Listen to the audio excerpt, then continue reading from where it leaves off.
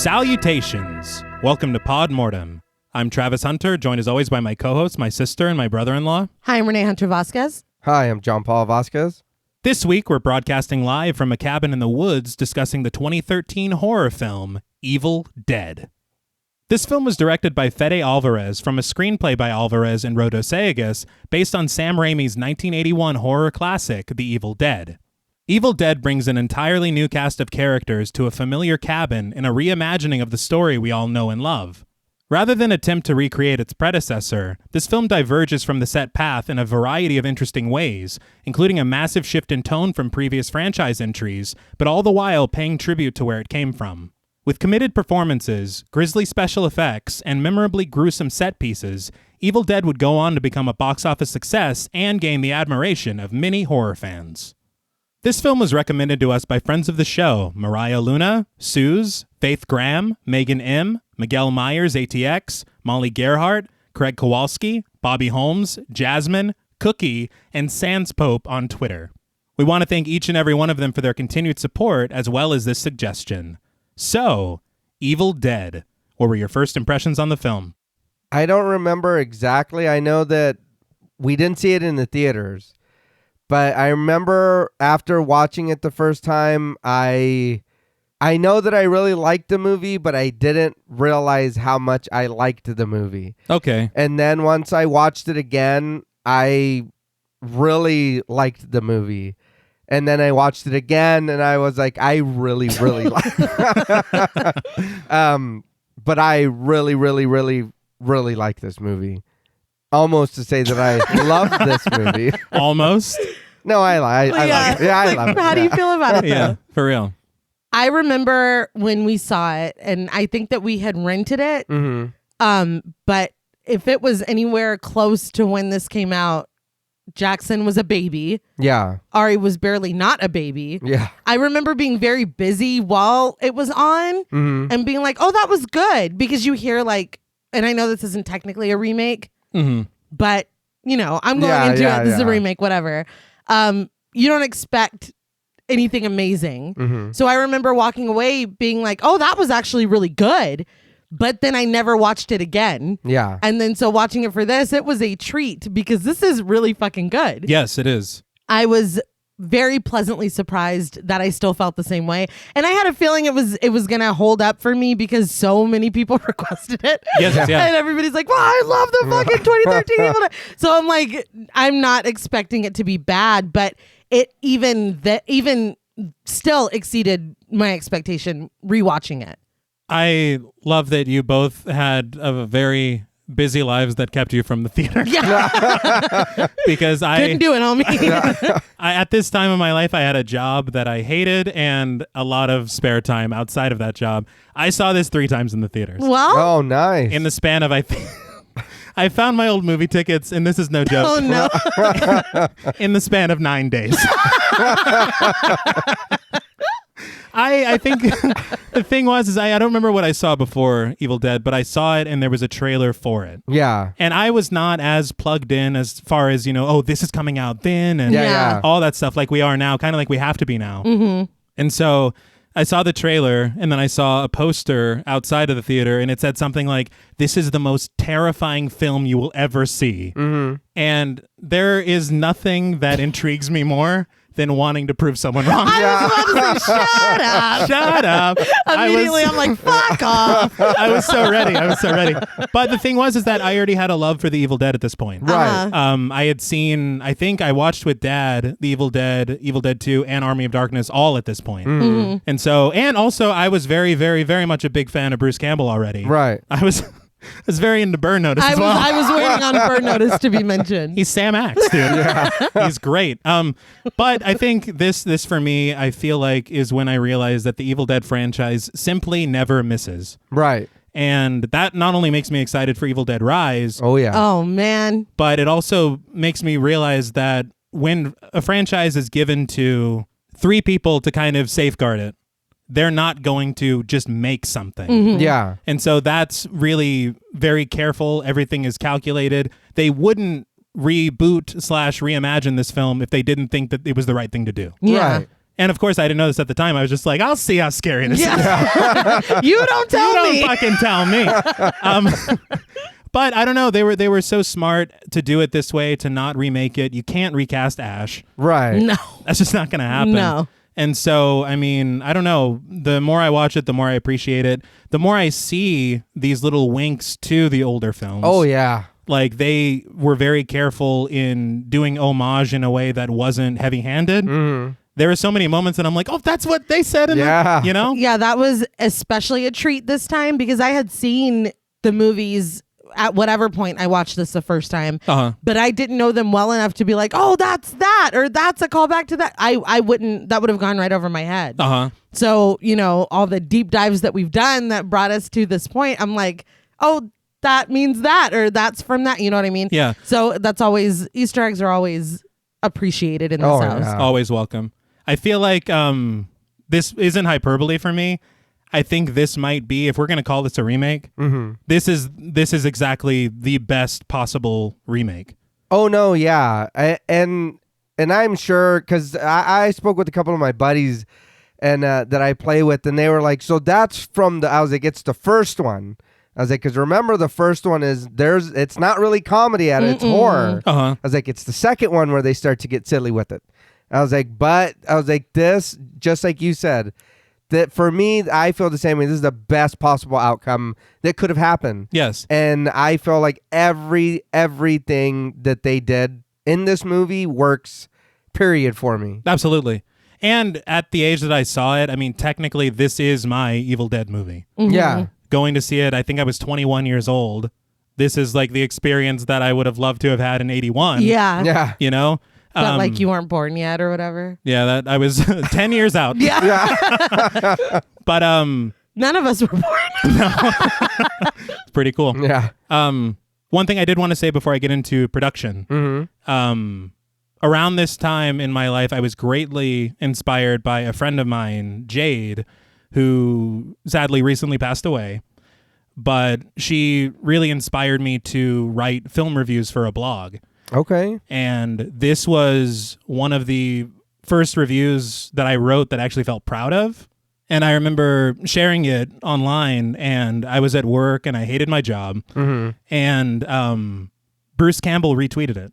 Oh, nice, man. Hell yeah. That's amazing. And so it was just a very amazing moment that this movie became extra special for me. Yeah. And none of that would have happened if not for Jade. So I just want to thank Jade for that. But let's bring everything back up. Sorry. And we'll get into some of the stuff about the production, because the production's very interesting. Okay. I saw this featurette on the Blu-ray, and they were talking about the difficulty that came with rebooting this film, especially when you have a fan base that is so, you know. Oh, yeah. Because they had talked about it for years. Well, you're like, I'm part of it. Yeah.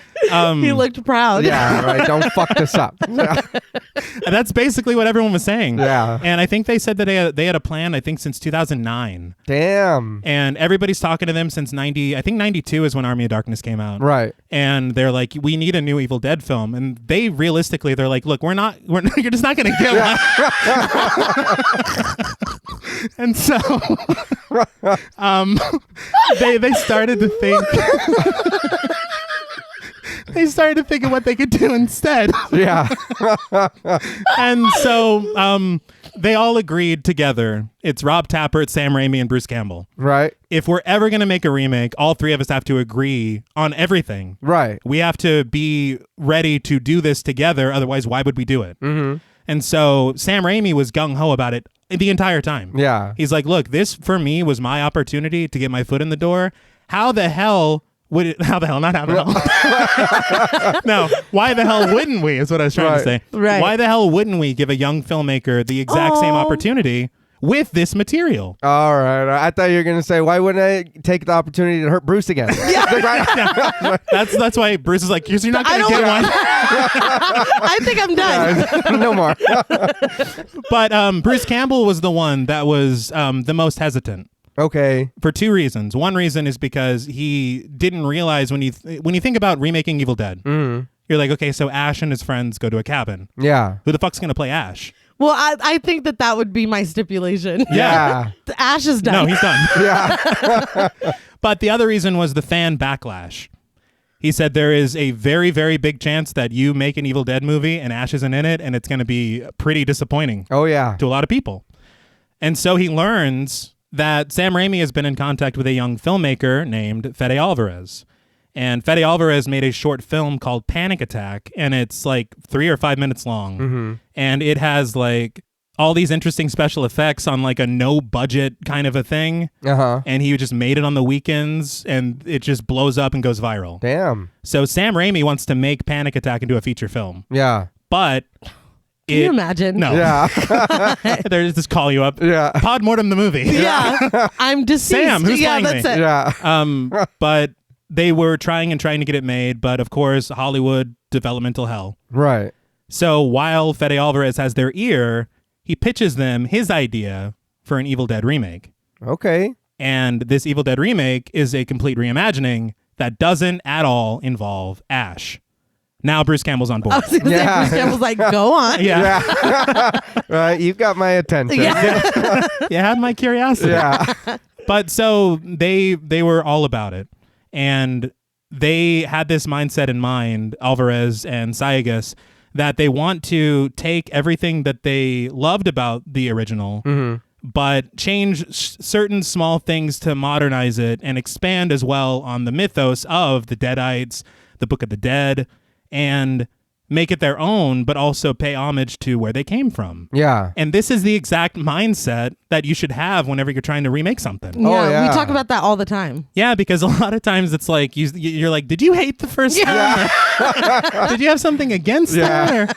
But this one, you can tell that they loved it so much because everything about it that calls upon the first film, it is done with such respect. Yeah. And of course, there's a little interesting teaser at the end credits we'll talk about. Okay. Oh, yeah. But I mean, I don't know. I feel like they could not have done a better job. And for the bar to be set that high, they told Alvarez in an interview, this interviewer was like, I did just read online before I came here, and I wanted to talk to you because one comment I read, it said that they were excited for you, but if you fuck this up, you're going to ruin your entire career. How does it feel? Cool. Like, how does it feel to deal with that pressure? And he just laughed, and I'm like, I wouldn't have. Yeah. Be in a ball, like curl up.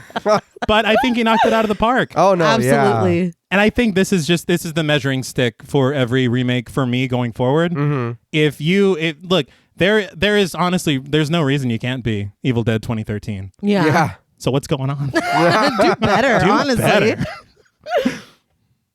Now, before we feast on this film's soul, we would like to issue a warning for spoilers.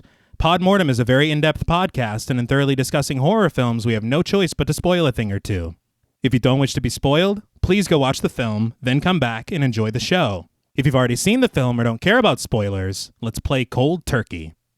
Now, this film somewhat relies on having already seen The Evil Dead and Evil Dead 2. If you haven't, we recommend you go watch them or go listen to episodes 41 and 77 of our show as a refresher.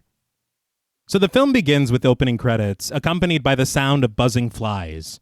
We cut to a shot of sunlight peering through fog to find the silhouette of a figure standing in the middle of the woods. Step by agonizing step, a teenage girl played by Phoenix Connolly walks slowly through the bare trees, her shoes crunching dead leaves and blood dripping from her face and hands. A shadow darts between the trees, startling her. But then off in the distance, she sees the silhouette of a man holding a rifle. She immediately hides behind a tree, and she hears footsteps seemingly moving away from her. But the camera whips around to reveal right beside her is Toothless Redneck, played by Stephen Butterworth. He snatches her up, throws a bag over her head, and takes her to the ground. She struggles, but he just shushes her. Long-haired Redneck, played by Carl Willits, joins him with the rifle in his hands. Toothless tells Longhair that they've caught her, and Longhair delivers a swift bash to her head with the butt of his rifle, knocking her out, and everything goes black. So we're just dropped right in. Yeah. Yeah. My first thought was this is really giving Texas Chainsaw Massacre more than it is Evil Dead. Fair point. Okay. But I'm proven wrong in just a second. No, yeah. Well, no, because you're watching this and you've got your assumptions. Exactly, yeah. And you're like, well, this is bad. Yeah. And it is bad. Don't Oh, no, yeah. Don't get it twisted. don't get it twisted. But there are various reasons why it's bad. Yeah. And this is what they're credited? Yes, sir. Yeah, that's harsh. Yeah. And they're in a band or something, right? they each get a nickname, I guess. Yeah, that's it. And it's funny because they're all, this film was shot in New Zealand. Okay. And so these are all local New Zealand actors, but they have to pretend to play, I guess, Michigan. Yeah. Like, it's very, very funny to me. But in POV shots, the girl wakes up, small bursts of sunlight peeking through the burlap sack over her head. Chained to a pillar and her dress stained in blood, through her shrouded view, she sees a figure moving towards her. Her shaking voice asks them not to hurt her, and in Welsh, Old Woman, played by Sean Davis, tells her not to be afraid. The camera surveys the woman's tools on a nearby table, covered in blood and lit only by candlelight. The girl asks who she is, but she doesn't answer, and we're instead treated to shot. I put treated to shots. Well, we're more tortured with shots of dead cats. I know. Yeah. There are far. The only cat that I like is a happy live cat. Yeah. Yeah. So there are far too many. That was a really weird way to don't hurt cats. Don't fuck with cats. Yeah, don't. Yeah, just don't do it. This film hurt me personally. But we see a lot of those cats, unfortunately, and also random trinkets. But the woman turns her attention to a very familiar book and opens it up, explaining that only this evil book can undo what this evil book has done. It checks out. Mm-hmm. She flips through the filthy, blood-stained pages, some with profanity and others with iconography of the occult. The girl begs them to let her go home as a man approaches her, removing the sack from her head. In her confusion, the man is revealed to be Harold, played by Jim McLarty. The girl asks, "Daddy?" Not daddy. That's what she said. I was like, oh shit. Yeah, I was very, very surprised. Like, again, when this comes in, you're like, maybe what we saw wasn't what we thought we saw. Yeah, I wasn't expecting him to have the choker on that said daddy in the front of him. That must have been a deleted scene. I didn't quite catch that. All right, wrong movie. Yeah, Wow. we're in the kink corner. Right, We need to get the fuck out. Get back into the... But she asks why he's doing this to her and notices what appears to be a family standing behind him. She asks who they are, and he promises that they're good people and they're here to help. You see a little boy up front? Mm-hmm. That's Rob Tappert's son. Aww. In a little cameo. Yeah. And then the man in the back, Fede Alvarez on commentary, said that he survived 2 plane crashes. Holy shit. 2. Oh my God. Yeah. I have no words. Yeah. Not at all. One. Yeah, after is that. plenty. Yeah. We're taking Too buses much. from now on. Oh my God. That's terrifying. But I'm glad he's here. Yes. But the girl doesn't understand and asks where her mother is. Harold tells her that her mother is dead and says that she knows that. He looks down for a moment, regretfully telling her that she killed her mother.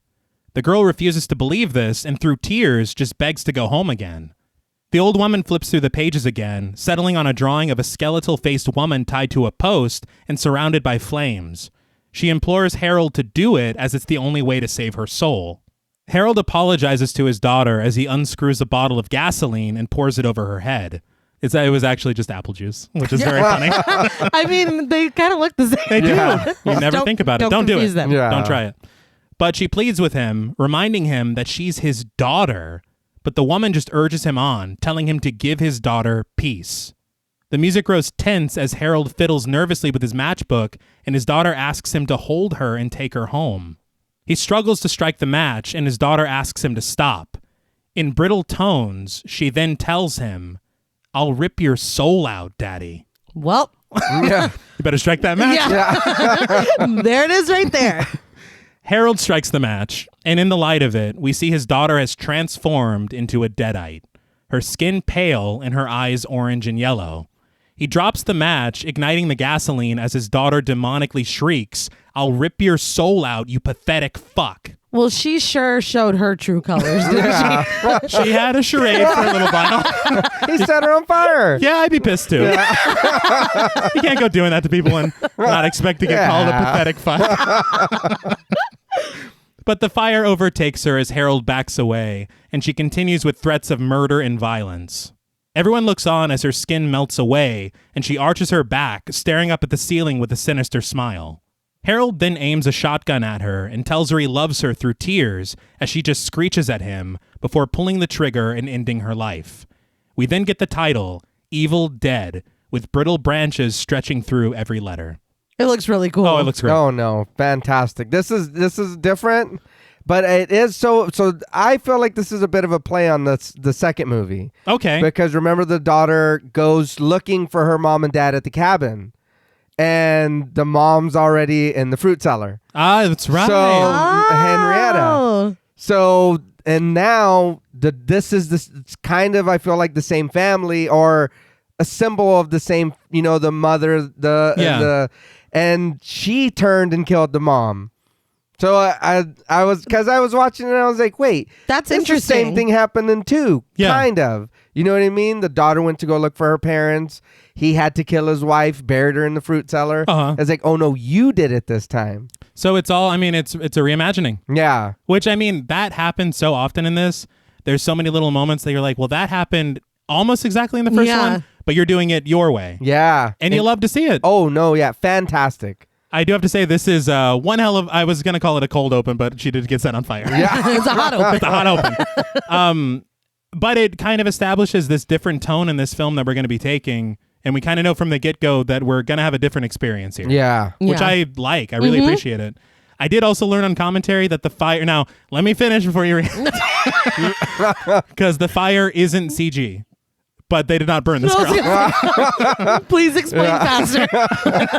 They shot the fire against a blue screen and then composited it in. Okay. So the fire is real. Right. It's just made... And it looks great. Yeah, it does. All the fire in this movie looks really All good. of the effects in this movie. Yes. Everything. There's stuff in this movie that makes my skin crawl. Yeah. I'm going to be honest with you. It's unbelievable. Yeah. But we cut to a shot of lush trees as a camera twists overhead and somber piano plays, and we find a red Jeep on a long stretch of road. So first of all, the aerial shot reminded me of The Shining. Take a shot. Secondly, do you guys remember, and like for me in my mind, it was the early internet days or whatever, when there was that German car commercial. Oh, dude. I don't want to talk about and it. you're watching it at the very end. It's the jump scare with the horrifying face. I don't know. I was expecting that to happen. Well, this reminded me of it a lot. It'll happen in about 30 minutes. Yeah. I did want to call out the score in this film. Yeah, it's really so great. Good. Oh, yeah. It was composed by Roque Banos. He also did His House and The Machinist. Hell nice. yeah, dude. All right. Both of those movies are fucking fantastic. Yeah, They are. good. But there are so many different, like, this somber piano is fantastic. It's kind of the theme of the film. But then there's some, like, operatic stuff later. Yeah. It's brilliant. But there's one very lovely shot as the Jeep drives through a creek. And this is going to become very important later. So remember that shot. Yeah. And since we're talking about shots, the cinematography is also great in this film. Yes. Oh, yeah. It was done by a guy called Aaron Morton. He mostly works in television. He did shoot 2 episodes of Black Mirror, but he shot 47 of the 50 episodes of Orphan Black as well. Okay. Cool. None of us never have seen seen it. Orphan Black. That's just for the people who watch Orphan Black. I hope you appreciated that. But the camera slowly pans from a wooden swing on a porch to catch the car pulling up and parking in front of the cabin. Not to spoil what happens next in the film, because I think we know where we're going. Yes. But when we get the first shot of the cabin, very subliminally and very lowly, you hear someone say, "Join us." Ooh. Very cool. But out of the Jeep steps David, played by Shiloh Fernandez. It's the dude from Dead Girl. Remember That Dead Girl? is- Yeah. I don't want to. I mean, I don't want to. Yeah, me neither. but holy But shit. that happened. It did. But he is immediately greeted by Olivia, played by Jessica Lucas, who jokingly calls him Mr. Hot Shit City Boy. They hug each other with some implied history, as Natalie, David's girlfriend, played by Elizabeth Blackmore, stands there kind of awkwardly. It is awkward. It is very Yeah. awkward. He introduces her to Olivia, who refers to her as the heartbreaker from his car shop, and Natalie mistakenly calls Olivia a doctor when she's actually a nurse, so the awkwardness just continues. Yeah. But a very annoyed Eric, played by Lou Taylor Pucci, sits in the back of Olivia's car, scolding David for being 2 hours late. Not Benji. Yes, dude. I was real excited. I thought you were going to laugh because his name was Pucci. And I mean, that's great. But I was And distracted. dude, for me, he is the rock and talk. Because he's my favorite character in this movie, like bar none. And I feel like he's a real step up for me from Scotty. Okay. For sure. Because he's kind of the Scotty role, but he proves himself to be very, very good. He's the smartest one, and that's why I get so mad at him. Yeah. Let's just say he makes one bad choice. I think it counts as more than one. Yeah. But I mean, technically, you are correct. We'll debate. Yeah. We'll debate that. But David asks Eric if teaching high school has finally turned him into a bitter old coot, but he tells him no. David did by keeping them waiting all morning. Yeah, he's pissed. Yeah. I really did appreciate that they found a way in the 45 seconds that we've all met to name everyone's career. Yes. I literally have it. I said, okay, mechanic, nurse, teacher, heartbreaker. Just it's part of one of those like exposition things in screenwriting. Yeah. But at the same time, it is important to know what everyone is because everything comes into play. It does. Yeah. Except for Natalie. And I do feel bad because I did hear in commentary that a lot of Natalie's scenes got cut. Okay, Really? I Yes. felt like it was just me because I No. know I have in my notes at some point later that I had kind of forgotten that she was there. Yes. No, yeah, that's true. I mean, I feel like she's very, and I know you're going to get into it, but we have like this core group and she's an outsider in that. Yeah. And you really feel it. Like I'd forgotten she was there at one point. You could almost call them the core four, but You could. Yeah. You could. I feel like that does kind of come into play, and it is a bit of a negative because I would like to know about her character. Yeah. Right. Because very, very interesting things happen to her. Yeah. Extremely interesting Yeah. things. And I feel like you need a little more characterization for when you tell us why we're here. Yes. Why are you bringing your girlfriend to this? Yes, and Like, honestly, and she doesn't know anybody. Like that is kind of shitty. Yeah. this isn't Thanksgiving. No, not at all. No. But David and Eric hug, with David providing about 90% of the embrace. Mm-hmm. When it's over, Eric very matter-of-fact tells David that she's waiting for him in the back. Peering up from a very nifty sketch of the cabin, the camera pulls back to find Mia, David's sister played by Jane Levy, wearing a Michigan State sweater, smoking a cigarette, and sitting on the hood of a rusted-out 1973 Oldsmobile Delta 88. Naturally. Yeah. Naturally. Now, this is the clue from Fede Alvarez Right. that this is not a remake. This is a continuation. Yeah, I get that, and I thought that too, but I don't know. I feel like the house doesn't look exactly the same. Oh, it doesn't, but I mean, it's been... Use your imagination. No, I know, but Well, because this family stayed here. So maybe they made some changes. okay, yeah, Oh, that's no, true, yeah. yeah, you're right. Now, let's get rid of all that shit in the basement. Yeah, We That's- should have started there. That's But sunlight cuts through the branches of trees as David steps into frame, Mia muttering a surprised, "I'll be damned." She says she can't believe that he actually came, but he tells her that he's her big brother. Of course he did. So again, we have to establish their siblings. yeah. Very Like, early. are you enjoying working at that restaurant still? I'm a mechanic. As we all know, But she apologizes for looking like roadkill, and he tells her that she looks beautiful, as always. She retorts that he's a charming liar, as always. They smile at each other, but their moment is interrupted by the joyful barking of a dog. We see Grandpa the dog, played by Inca, rush over to Mia, who is happy to see him. Now, me, a very, very, very absurd 21-year-old in the movie theater, Yeah. I was like, the dog's name is Grandpa?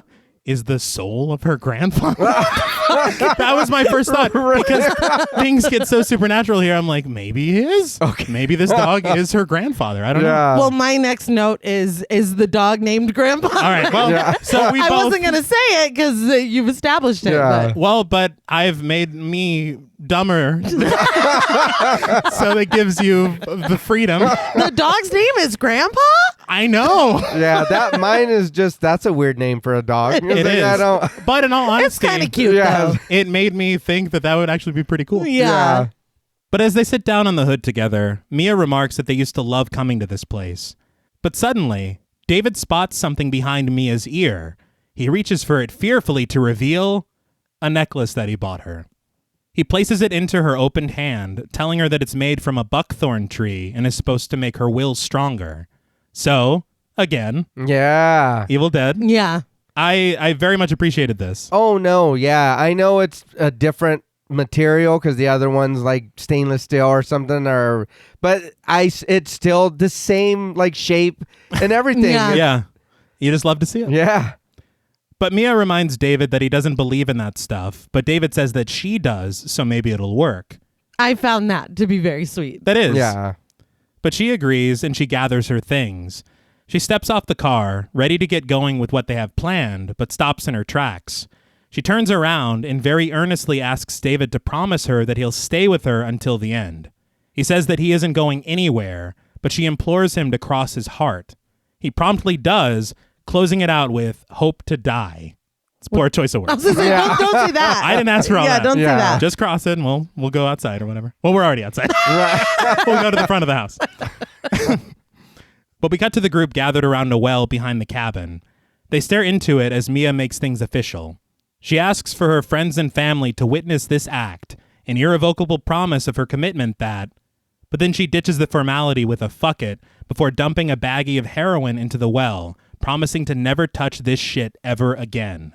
Can we get our money back for it? We can buy snacks. Snacks? Like, just take it back. Snacks. Yeah, just look, I'm sorry, sir. I don't need this anymore. I mean, my note was good for her. No, but, yeah. Also, I guess we're also trying to have that's snacks. money down the well, Wow. and we don't have any snacks. Yeah, we're out here in the cabin. We need something to eat. Well, we haven't been to the cabin yet. There might be snacks in there. Yeah. All right. Somebody I left don't know. it's like a 30-year-old bag of Doritos or I something. was gonna say, I don't know if I want anything from in there.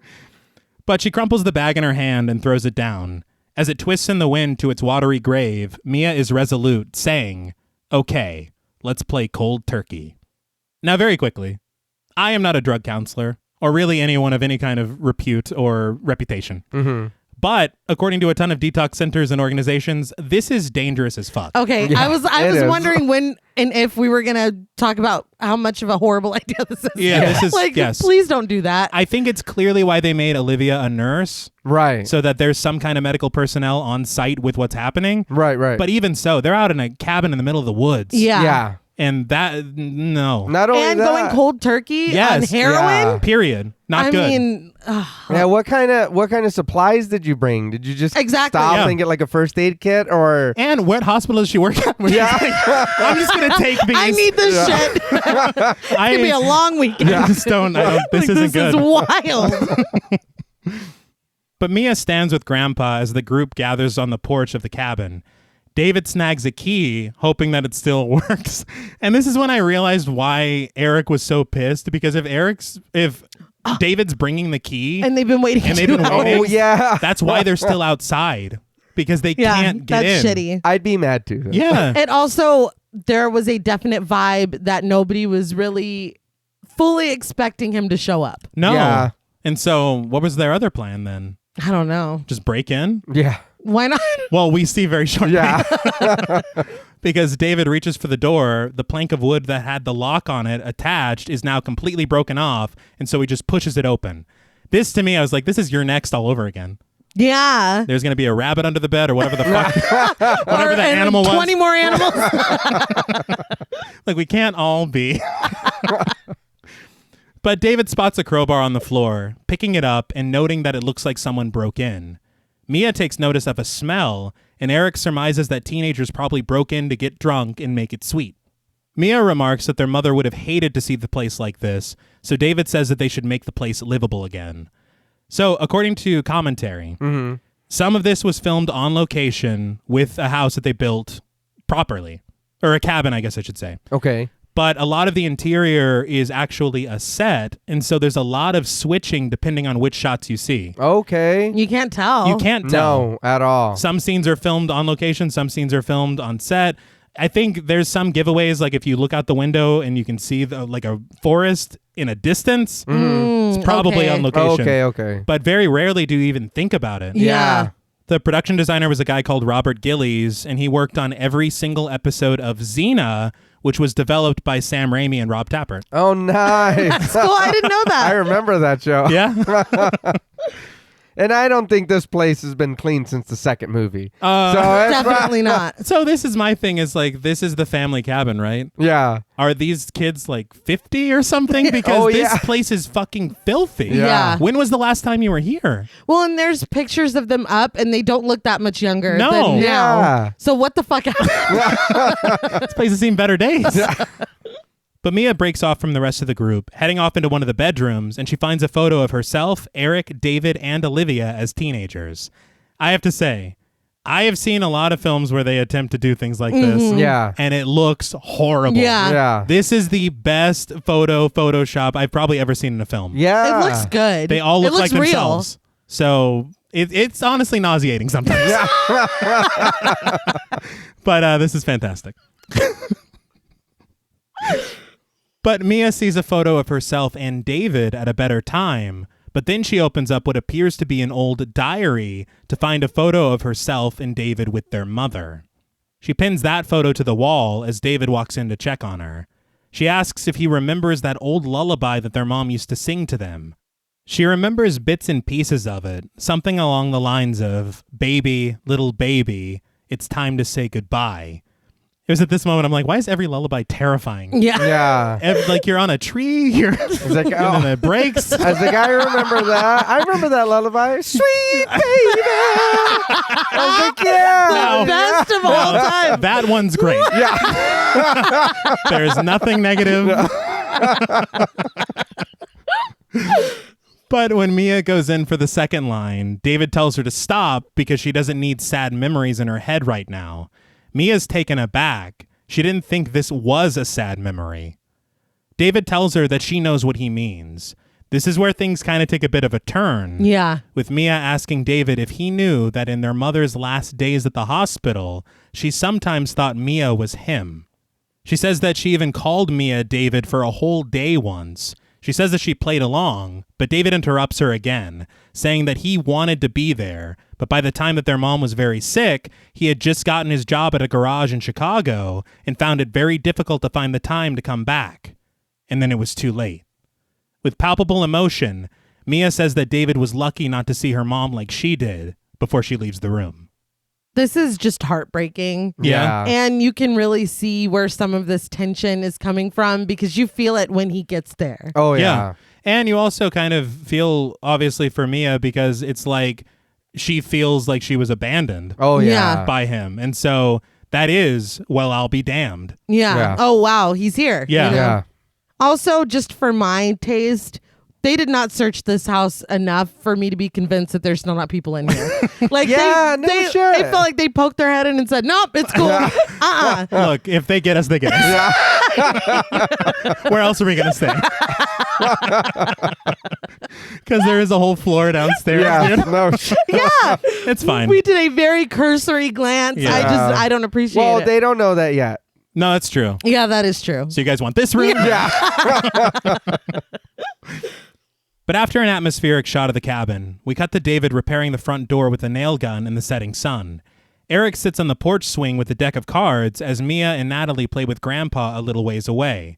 So, the deck of cards is an homage to the first film, with Cheryl guessing Yeah. before she's like, Jack of clubs! And all that. Yeah. She was a Deadite. She was. She was. But Olivia walks up to David, telling him that there's something that he needs to know. They tried this with Mia before in Flint last summer, and she made the exact same promises, the exact same ceremony as before, and she only lasted 8 hours before quitting. I was like, oh no. Yeah. So this time, they're not giving her that chance. Olivia says that when Mia breaks, which she will, they're not going to let her leave. David is a bit incredulous that they could keep Mia here, but Eric tells him that this time the only way is the hard way, and Olivia says that Mia won't survive another overdose. David reacts with shock as he never knew that Mia overdosed in the first place, but Eric sells the gravity of the situation even more. Mia didn't just overdose. Legally, she died, and they had to defibrillate her. David watches on as Mia and Natalie continue playing with Grandpa in the distance, and Olivia tells him that they all need to be on the same page. Otherwise, this won't work. David tells her that he came to fix things with Mia, not make things worse, and he says that if Mia asks him to take her home, he's going to. That put me in the mind of the girl at the beginning asking to be taken home. Yeah. And I was like, a little foreshadowing. Okay. You know? Yeah. And Interesting. also, Ash had an incident with his sister trying to drive her away from the cabin. Oh, okay. And so I'm like, you're really setting up a lot. All right. You know? Yeah. It's such a difficult situation to be in. It is. Because either way, you feel like you're doing the wrong thing. Yeah. This is probably why you shouldn't do this in a cabin In the middle woods? of Yeah. nowhere. Yeah. These are all fair points. Please go to a hospital. Yes. But that night, a thunderstorm rages outside the dimly lit cabin as Mia suffers through withdrawals. She screams and cries, complaining of a smell in the house, collapsing in sobs as Olivia comforts her. In one moment, David stands in the doorway and Mia seemingly glares at him before her face softens and Olivia assures her that they're all here for her. That moment, I was like, something's wrong. Yeah. But nothing's wrong yet. But it's, again, I'm already feeling uneasy. But the camera glides up a grandfather clock in the living room before cutting to Olivia injecting Mia's hand with, according to the screenplay, diazepam, and telling her that it'll help with the withdrawals overnight. Mia complains about the smell in the cabin once again, saying that she doesn't understand what's wrong with them that they can't smell it. She says that there's something dead and it reeks. Natalie says that there isn't a smell, and Olivia tells Mia that she's just extra sensitive right now. But Grandpa walks over to a very specific part of a rug on the floor. Grandpa was like, I know, right? You smell this fucking reeks in here. He paws at it, which gets David's attention. David pulls the rug away in an overhead shot, revealing the door to the cellar, complete with a smear of blood right next to it. I love it. It's great. Would anyone else be ready to leave as soon as they saw that? Oh, no, yeah. We got to go. The blood... No, yeah, then the Yeah, that's crowbar, the broken thing. Yeah. We're fine. We've been fine till right now. Yeah. Let's Let's go. get the Yeah, fuck let's go. out of here. Yeah, I don't... Gang's all here. Still Yeah. alive. Yeah. Yeah. Let's go. There's 1, 2, 3, 4, 5 of us. Also the dog, I guess 5.5. Yeah. Let's get out of here. But everyone stands and takes notice, and in standard horror movie fashion, they immediately open it. They gather around in a shot very reminiscent of the original, and we hear flies buzzing around as they cover their faces from the smell. Mia asks what Olivia's medical diagnosis is now, and she replies, "It fucking stinks." I bet. It Yeah. looks like it stings down there. I don't think you need a degree for that. Yeah. I will say, though, it is very interesting to me that Mia smelled it, Grandpa smelled it, and what we find down here, everybody should have been like, holy, Oh, no, yeah. this place reeks. Yeah. I was just very shocked that everyone's like, oh, you're just going through withdrawals. You're fine. Yeah. But David and Eric carefully make their way down the steps, and once they get to the bottom, Eric complains that it smells like burnt hair. They creep their way over to a door and open it, blasted in the face with a stronger stench. The camera pulls back to reveal dozens of cat carcasses hanging from the ceiling, flies buzzing all around them. They said on commentary that the flies are basically the only purely CGI thing in the entire film. Okay. That's really cool. Yeah. It's amazing, Yeah. especially with some of the stuff we see later. Yeah. And if the blood wasn't enough, this room has to be enough. Literally. Yeah, I don't know what more you need. Just this. Again, no. This. Yeah. This is it. That's all. it, right? Yeah. If it was I get, okay, I'm curious. Let's, make sure nobody's hurt or whatever. Yeah. I'm not gonna lie. I can understand that. You want to make sure everybody's safe. You don't want to leave anybody behind. Uh-huh. But then you find this. I think our search is done. Yeah. We can go. Yeah. They've- I'll send someone. Yeah. I'll we'll let send someone help. know. Yes, that what we found We'll leave here. a note, right? Yes. We will be back. Yeah. And then never come back. Yeah. But Eric supposes that it could be witchcraft. But David is distracted when he sees a wooden post burnt black. He remarks that something burned here.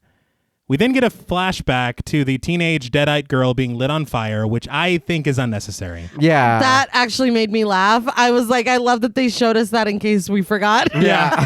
It's like, of course, that's what that is. Yeah. It was striking. I didn't Yeah. forget. But I mean, I don't know. I feel like I understand why they did it, but I don't like, I guess whenever the filmmaker tries to hold your hand, Yeah. it's like, we got it. Yeah, we know what that is. I didn't forget the cats. I Yeah. didn't forget the like, good Lord. But Eric motions over to a desk in the corner where they find a shotgun with 2 shells and a book wrapped tightly in a trash bag and tied up with barbed wire. They take what they found back upstairs, and the camera circles around the group as they discuss what their next steps are. David says that he'll bury the cats out back later, and Natalie says that should take care of the smell. Mia cares less about that and more about whatever the hell the people were doing down there. She posits that it was voodoo, but Eric says that voodoo is more personal. This is something different. Olivia tells him that that's enough, but Mia, full of nerves, tells them that they shouldn't have touched anything from the basement. You know, I agree with Mia I'm on gonna this one. Go ahead and agree. I will say in the screenplay, Olivia, she doesn't say, Eric, please. She says, baby, please. And it's way more clear in the screenplay that they're a couple. Yeah. Because here, they don't really play that up at all. Yeah. They don't. I Yeah. was thinking later on, maybe. Yeah. But yeah, it's not. Yeah. I understand. I mean, they're a little busy. Yeah. There's a lot going on. There's a lot happening. Yeah. A lot of moving parts, a lot of And if they had severed like parts. So. shoehorned in a situation with them, we'd be like, okay, like, you know, your friend needs you. Why are you doing this right now? But, you know. But I mean, they could have been clearer for sure. Right. And I think for me, if you knew that, a moment later would be sold way more. Yeah. Okay. Yeah, definitely. But I mean, I understand. Yeah. They had to cut a lot, actually. Like they said that it was just a matter of streamlining. Right. And you feel it because the way the film moves, the pacing is kind of perfect. Yeah. And so you're like, would it take away if we had an extra whatever minutes? Right. I would like to know. I'll be the judge of that. Like, I would like to see it. There's a poster all over again. Yeah. But the camera dips down to the wrapped up book, sitting on the coffee table with the shotgun and a box of shells. Later on, Natalie uses an electric carving knife to slice some of the most disgusting meat I've ever personally seen. I was going to say, we're all in agreement that we're not fucking eating that. No. Yeah. Why does it look like that? It's like, don't cook for us ever again. If this is what's happening. That meat was blue. Yeah. I don't like my meat blue. I just don't like it. I'm not going to eat it. I was just thinking food, and we just came from the basement and seen all that shit. That's and true. now the cellar's open. You know the whole cabin fucking stinks. Oh yeah, your nose has got to have a little bit of that smell left in it. We're going to eat in the Jeep. Yeah, let's go That's have just a what's picnic. going to happen. But I like the foreshadowing, Yes. especially with who's holding the knife. Yeah. It's very interesting, but cook your meat, dude. Podmortem PSA. But Olivia joins her to set the table, but through the window and out in the rain, they see Mia pacing outside the cabin. Soaking wet, she walks in circles.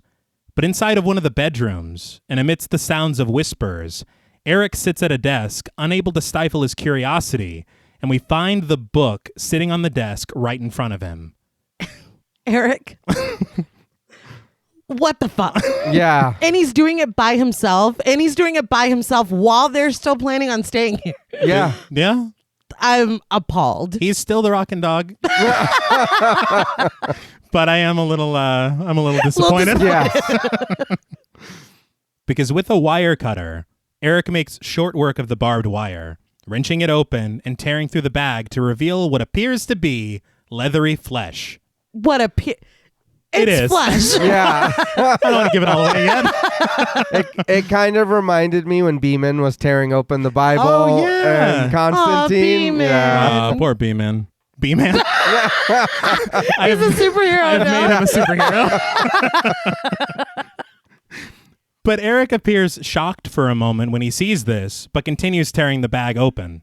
He switches on a nearby lamp and opens the book. With a sketch of a goat inside, he reads the title, Naturam Demonto. Just stop. Yeah. Just stop. Great title. Stop. It doesn't matter. Look, sometimes you shouldn't judge a book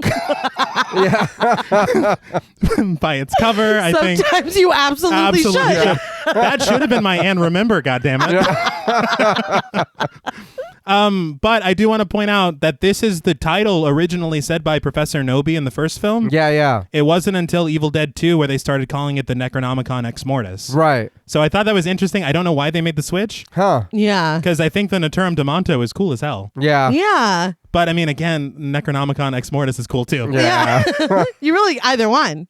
But the book was designed by Roger Murray. He's uncredited as a prop designer in this film, but he also worked on 30 Days of Night in the art department. Okay. Oh. But I love the look of this book. Oh, yeah. Everything about it, the sketches. I think my favorite part is the implied history with all the different writing in it. Yeah. All the people that have found it and have tried to figure it out. Yeah. Maybe fell under what the fuck happened. Yeah, maybe we yeah. should like stop trying to figure it out though. Curiosity, Like, man. has anyone thought of trying that? I'm curious. I'm a curious cat. Yeah. Oh, shit, the cats. Yeah, Maybe that's... no. Aw. Don't make me think of the What was cat. that again? Thanks a lot, Nay. Blame Nay. All right. He flips through the book, observing various occult drawings and words of warning scrawled scratchily in red. Let's hope it's ink. Let's go with best case scenario that it is just a red pen. Yes. Read what it's saying. Oh, it's saying don't open it. Please. Don't read it. These are desperate messages. Yeah. Please just listen. Read them and listen. Eric goes on. Eric does not listen. No, he does not. Violent passages call for burning bodies, shattering bones, and urge the reader to leave this book alone. But as Eric turns a page, he slices his finger and his blood drips into the book. Now you're really gone and done it. Yeah. But he doesn't shove his finger into his mouth to suck the blood. So he's not evil. No. That's why he's my favorite character. But in this moment, he sees written in the corner of the page he's on, "Don't say it, don't write it, don't hear it. They open the door to him." I'm going to say it. Like, what the fuck? Yeah, it's pretty, I mean, it's pretty clear. They left no room Yeah. to interpret anything. I can't say it. Yeah. None of it. Can't write it, can't hear it. No. What else is there? Eric goes on. Yeah. He feels grooves drawn deeply into the next page, and he rips out a piece of notebook paper to create a transfer.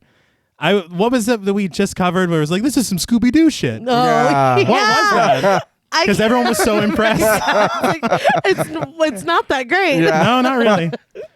But naturally, Eric disregards the warnings of the book, and as each word is transferred in graphite, he reads them. Kunda.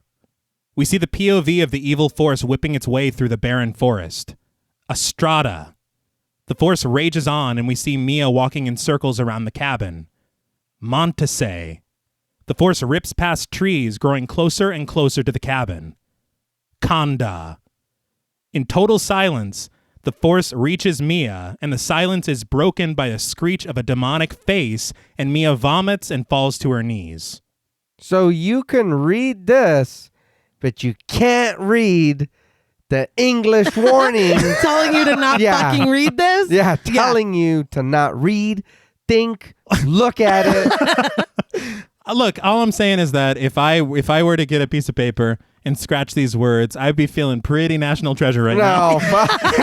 And you'd have to stop me from saying all this shit. Oh, no. No, absolutely Look, not. I don't mean that. Yeah, I'm like, no fucking way. No, I think in all reality, I think the second that I opened the trash bag and saw what the book looked like, we're gathering all our bags. We're leaving. No, walking into the cellar. Okay, that's also true. I was going to say, see, I might be leading us into abandoned zoos and all that, but I'm not trying to read from the Book of the Dead. Like, I'm not going to. I guess I'm grateful for that at least. That is true. I think was it an episode of Talk Mortem where we talked about your trip to an abandoned zoo? Yeah, that. I just brought it up the other day. I was like, if we watched that in a movie, you'd be like, no, why the fuck are they going in there? But you're like, hey, let's go further in here. Yeah. Well, that shit was scary. You don't know you're in a horror movie until you're in a horror movie. I was like, I'm not trying to ruin the party, but I'm fucking, we're getting the fuck out of here. But Mia just begs God for a break. But off in the distance, through twisted branches, Mia sees a figure in a white dress, his face covered in hair, and beckoning to her in a whisper. Mia. I have to say, this entire sequence is fantastic. Oh, yeah. Every single thing that's happened here, the editing, the cinematography, the music, the everything, it's just very, very excellent filmmaking. Oh, yeah. And this is kind of where because that's one thing that Sam Raimi, his camera tricks, his camera angles and everything, I feel like they're really trying to evoke Raimi. for sure. but do their own thing with it. Yeah. Yeah, that's what was my next note, was that I really appreciate how a lot of this feels like such an homage. Yes. It's really fucking cool. The movement of the evil force through the trees. Yeah. That's never not going to give me a nostalgic warmth. Hell Yeah. yeah. I just love it so much. But Mia immediately busts back into the cabin, grabbing her things for a hasty exit. She's got the right idea. Yeah. Yes. It's like, change of plans. I might have seen some shit in the forest. But Olivia tells her that the slumber party isn't over yet, trying to keep things light, but Mia isn't about it. She grabs her purse and tells Olivia that she's going insane here. Olivia grabs her by the shoulders, and Mia says that she feels like she's losing her mind. David enters the room, asking Mia what's going on. She tells her brother that she will go through with her detox, but she can't do it here. This is when Olivia drops the bomb, telling Mia that they've decided that they're not going to take her back. Eric tells her that they can't lose her again, and she's going to have to stick it out this time. In my mind, I imagine Eric's eyes are just all white. And he's like, just trying to... Yeah, we can't lose you again. He's like, just clearly fucking just gone. I have in my notes as well. I went through David, Mia, Eric, Olivia. Natalie is also there. Yeah, that's what I'm saying. I forgot that she was there. Yeah. But it's just, to my point, Eric was just doing some real freaky shit in the other room. Yeah. And he's just going to roll up like, yeah, Mia, don't leave. Yeah. Like you weren't just fucking, no. Oh, and one little tidbit of trivia that I do remember reading like 10 years ago. Yeah. But David, Eric, Yes. Mia, Olivia, and Natalie, Demon. Yeah. Very cool. That was Demon. real cool. Yeah.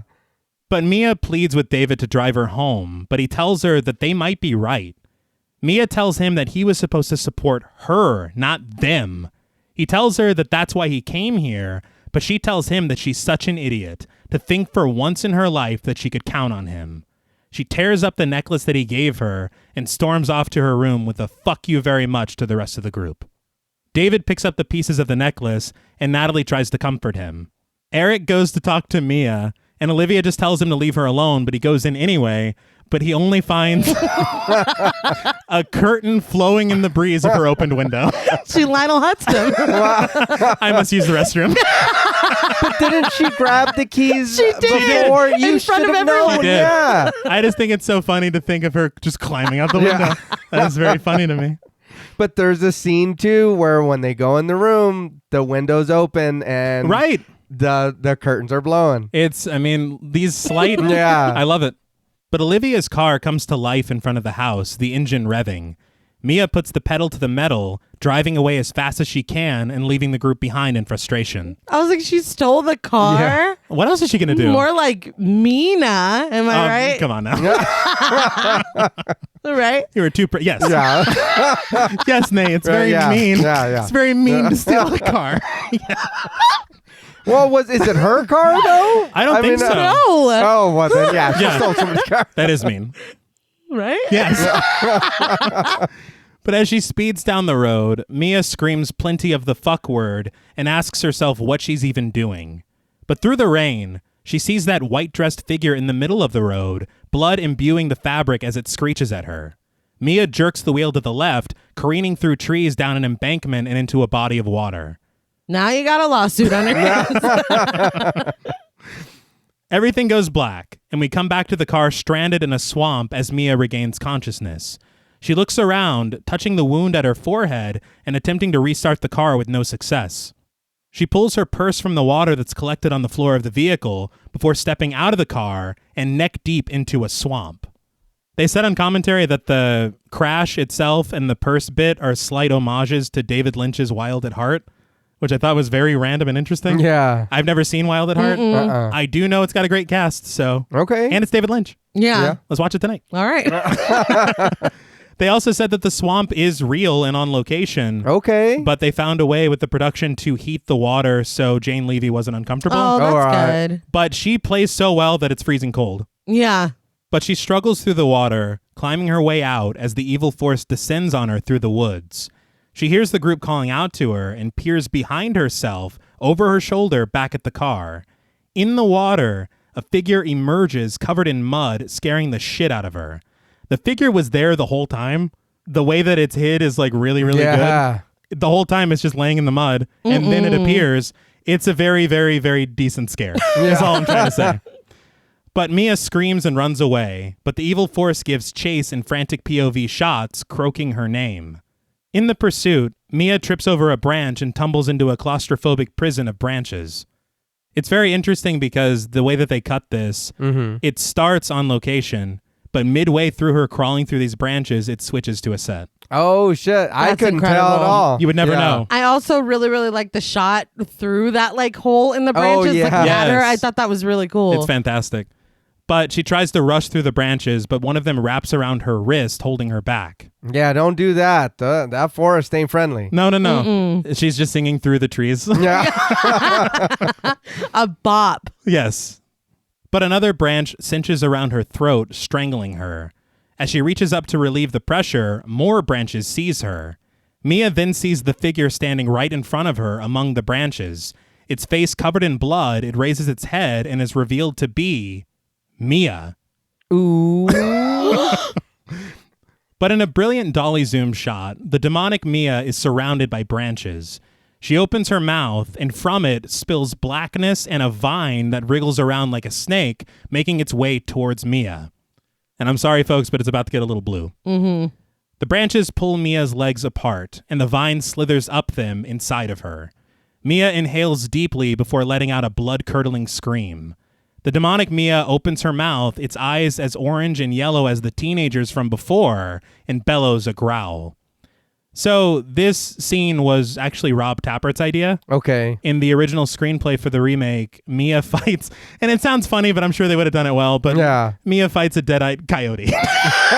No. I don't know. No. It could have been great. I don't know what. Yeah, no. I don't mean like what I was expecting. Yeah, you to that's say. not. I don't mean like a fist fight or anything. Yeah. Like they're both equally matched or whatever, but they both have boxing gloves. I don't know how it works, but all I know is that they didn't go with it. Yeah, because that's all I imagine. Absolutely, yeah. Ding, ding, ding. Round one. The other thing, though, the vine, once again, was practical. It was shot on a blue screen and then composited in. The wriggling of that vine is not CG. Oh, wow. That's it really looks cool. good. Yeah. Those trees, man. What's the matter with the fucking woods there? Yeah, I need to chill the fuck out. Yeah, but this is also from the first movie. Yes. And it's done differently. It is. But similarly. Yeah, I wasn't expecting that to be redone at all. No. I didn't think that would be in this at all. Me neither. And I will say one thing that is very interesting to me is that because of the things that are happening to Mia, I am setting myself up in my mind for certain character dynamics, for certain people to kind of be representative of certain people from the first film. Yeah. And that's not exactly the case. No, not at all. And it's very, very cool to be wrong. Yeah, and I want to say that helps. I feel like that helps the shit out of this movie. Yes. Because you do expect that after seeing this. And then it's like, oh shit, here we go. And it's not at all what happens. Not at all. But Mia's screams echo through the woods as Olivia and David search for her, calling out. They find her collapsed next to a tree and bring her back to the cabin. Olivia gives her medical aid and returns to the group, with David asking how Mia's doing. Olivia says that she's talking about a woman she saw in the woods and says that the trees attacked her, but she just shrugs it off as, quote, crazy withdrawal talk, unquote. That's a medical diagnosis. Wow. For me, they found her injured. Yes. Yeah. So again, I know we already covered they really shouldn't have been doing this here in the first place. But at this point, they should have taken her straight to get help. Absolutely. I know that she wrecked that car, but there are two cars. Like she needs medical attention. Yeah. She doesn't need to be taken back to this fucking crusty ass cabin. Yeah. You know what I mean? Because you're going to be dealing with an infection, I think. Yeah, exactly. Yeah, That bed's not. No. I didn't see them do anything. No. Those sheets, that blanket. Yeah. That blanket. Well, I mean, specifically. But for real, like I don't understand, but let's just say I get it. You're wanting to do the treatment your own way. Right. But this is, she needs medical help. Yeah. Physically. No, like, yeah, now. Yeah, I don't know how it works, but I imagine that if Olivia is working at a hospital, she is not allowed to take drugs and supplies to help her friend over a weekend. I don't see how that is ever okay. But I guess we'll just allow it for the film. Sure. But Natalie suggests that they take Mia to a hospital, and David agrees. But Olivia says that Mia is getting the exact same treatment that she would be getting at a hospital. Olivia, girl. I don't think that's true. She is just digging her heels in. This has become a personal thing. I hope the hygiene at the hospital you work at isn't like this. No, dude, every bed in our hospital is covered in 10 years of dust. Right. It looks the same. Yeah, there's dead animals everywhere. And no. I don't think you're telling the truth. What hospital do you work at? Yeah. But Olivia says that if they leave now, then all of this will have been for nothing. Eric asks about the wounds on Mia's arms, but Olivia just shrugs those off too, saying that she probably ran into a thorn bush out there. And that she probably did it on purpose. All right. What's that? Yeah. All right. David goes, what? We need to take control away from her. Yeah. I understand her desperation. And I'm sure in her mind, it's no, if we leave this cabin, the same thing is going to happen. We're letting her leave again. And you know what I mean? Right. She's probably not going to survive. I get the desperation and her... in her mind, feeling the need to stay here, but girl, look around. It's starting to get pretty bad. We need to get out of here. But David is shocked to hear that, and Olivia tries to level with him, telling him that his sister is going to do whatever it takes to get out of here. But in Mia's room, David finds her huddled in the corner of her bed. He sits down next to her and scares the hell out of her when he does. She holds her wrapped hands in front of her as David tells her that she needs to get out of her wet clothes and take a shower. When he said that, I was like, I was thinking, why did they just let her? She's filthy. Yeah. Just go and get in the bed. Let me just wrap your hands and then... She should have gone straight to the shower. I'm sure Olivia has some, some Neosporin. I was going to say, but something. She's getting the same treatment. Yes, this is... Yes. Take your filthy ass to bed. Yeah. I don't know what is so hard to understand. That's the motto. It's called bedside manner. Yeah. We're not cleaning your wounds. No. Just get in the bed. And get out of here. Yeah. But in almost labored speech, she whispers to her brother, David, please, you have to get me out of here. David tells her that she knew this wasn't going to be easy, but she grabs his arm and gets closer to him, telling him that he doesn't understand. There was something in the woods, and it's in here with them right now. She shivers in fear as David asks if she means in here with them in the room. Nah. Yeah, like right now? Yeah. Or like earlier? Because I don't see anybody. Yeah. But Mia nods with frightened certainty, unblinking as she stares at him. David gets up to walk away, and Mia's eyes widen in shock that he doesn't believe her. He tells her that it's all in her head and to try to get it together. Mia appears defeated when he tells her that she'll be better tomorrow, and she'll be glad that they were such assholes. He closes the door behind him, and Mia surveys her empty room, the sound of twisting branches filling her head. But when she catches her reflection in a mirror, lightning strikes on an image of the demonic version of herself, gurgling blood out of her mouth. I don't mean to keep harping on the really poor care that they're giving me. But why do we keep leaving her alone? That's a great question. I don't know. Especially after what just happened. We should all be in shifts making sure that she's okay. Especially since Olivia's like, oh no, she probably hurt herself on purpose. Yeah. We all need to be watching her now. Let's keep watch. Mm-hmm. Let's take care of her. It's like, no, go and take your filthy ass. It's horrible. Just slams the door. Yeah. It's like, what is this? I do also want to say, I'm sure at some point in our life, we've sometimes not liked what we've seen in the mirror. Yeah. But this is, I think, the worst. This is on another level, I think. It's like, fuck, do I really look like that? God, I'm always gurgling blood like that. I gotta work on that. Right, that gingivitis, fuck. Oh, damn. Floss. Yes, I gotta floss. It's called Listerine, man. Yeah. But Eric continues looking at the Naturum de Monto, taking notes. He stops on a picture of a skeletal figure emerging from the ground under a downpour of blood. This will become very important later. Yeah. But through various other frightening images, he sees a woman captive in branches with them slithering all over her, much like what happened to Mia and much like what Mia says happened to her. I'm like, oh, a visual depiction of exactly what the fuck Mia said. Yeah. Why are you not saying anything? Well, he's researching. He's like, man, Mia's on some bullshit, right, guys? Yeah. I'm like, oh, dude, you see all of it right here. You said the fucked up words that the book begged you not to say. Yeah. What are you doing? He did, but I mean, he's like, it probably has nothing to do with it. Coincidence. Unrelated. But he stops for a moment as the camera presses in on this image. Olivia interrupts him, telling him that he should just throw the book away and that he should be helping his friend clean up the basement. Eric says that he doesn't know who she's talking about, but Olivia tells him that he can't pretend like he doesn't care about David. Eric doesn't respond to that, but he says that David hasn't cared about them for the past century. Olivia simply replies that David is here now. Eric sarcastically calls this truly amazing, which is a line from the original film. Yeah. As says it to Linda. That's good. Yeah. Well, in the book, the hand reaching up in the blood rain. Yes, precisely. That's also a movie poster. We love it. Yeah.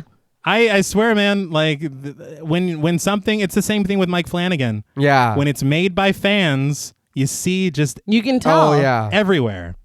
But David continues cleaning out the basement of all the dead cats, clipping the wires that they're hanging from and catching them in garbage bags before disposing of them outside.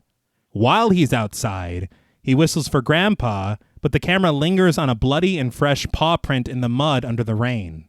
David follows what he now sees as a trail of blood leading to a small tunnel dug out under the shed. Grandpa lies in a heap, whimpering, so David rushes inside the shed and removes some of the floorboards. There, he finds Grandpa mortally wounded.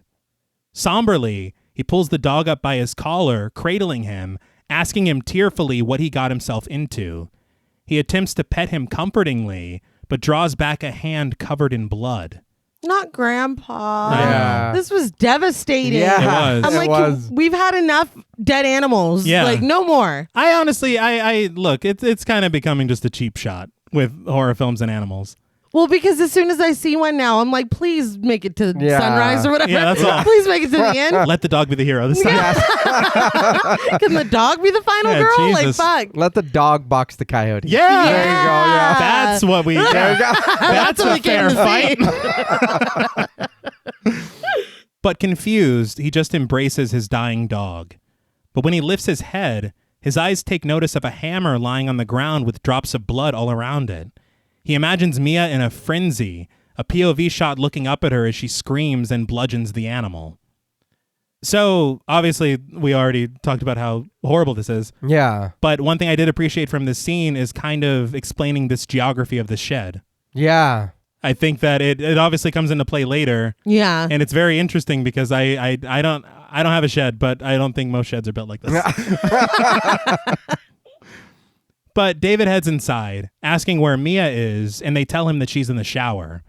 He immediately heads to her bedroom and bangs on the bathroom door, pleading with her to open it. Mia stands in the shower, fully clothed, her head twitching under the shower head. Soaking wet, she reaches for the shower handle, and we see the water heater catching fire as she increases the temperature. Yeah. I don't know if that's... I was like, no, I don't know how water heaters work. that seems bad. That's got to be old. Yeah. fucking- Too hot, too Yeah. hot. Honestly, the way I take showers, I'm like, turn it up a little, actually. But she scalds herself. That was a pivot. I'm sorry. This is what happens when we stop mid sentence in a script. All right. Sometimes you come back and it's very horrible things. I'm sorry. That killed me. No, but in all seriousness. Yeah. She is gravely injured. I was gonna say she got a little hurt. That was my bad. That was all me. But steam fills the room as David continues banging on the door. Mia cowers to the floor as David breaks into the bathroom.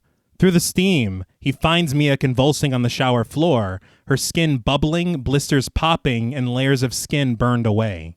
Can we go to the hospital now? Yes. Eric and Natalie stare on in horror as David snags a towel to turn the water off, and Olivia rushes to help Mia.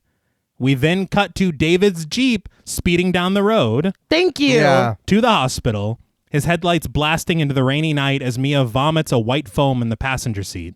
Now, I don't want to be that guy, but she did tell him something was wrong earlier. She did. That is something true. else. That is true. It wasn't just like, no, man, I feel sick. She's like, no, there's fucking something out there, dude. Yeah. And it's in here now. Yeah. Yeah. In this room? Yeah. Yes.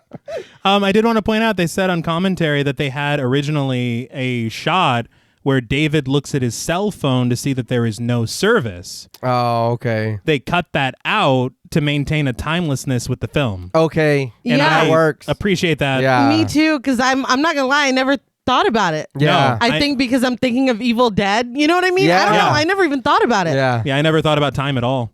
Oh, and I forgot to mention very, very early on Mia's Michigan State sweatshirt. Yeah. Sam Raimi went to Michigan State. Oh, nice. Love it. Oh, yeah. I think they said he didn't graduate because he made The Evil Dead instead. I mean, I don't blame him. Yeah, Yeah. I think it's more important than a diploma. But Oh, yeah. But David just remarks out loud that this is insane. Back in the cabin, Eric rushes to his bedroom and opens the book, searching for a certain illustration, and he finds it. A nude woman pours a boiling cauldron down on her head, and scratched into the page are the words, "Boiling water on the body." Fear fills Eric's face as he realizes he's made a huge mistake. Well, I'm like, why did you run to the book? He's like, boiling water on body? Check. It's like, are you just check? How many checks do we need before you're like, I fucked up? I think I've seen this somewhere before. Yeah, this looks real Yeah. familiar. Look, man, there are coincidences that Yeah. sometimes they add up, and I mean, we found he's still the rockin' dog, all right? Eric's the greatest. But the Jeep speeds down the road, sliding to a stop in the mud as David steps out and the music mounts ominously. He says that this can't be happening, and we see that the bridge that they rode in on is completely covered in a flood of rushing water. You didn't think it would be that easy, did you? For a second there? One thing that really shocked me to learn on commentary, again, this is not CG. Really? Wow. Yes. They went to do you remember when I told you, remember that creek? Yes. Yeah.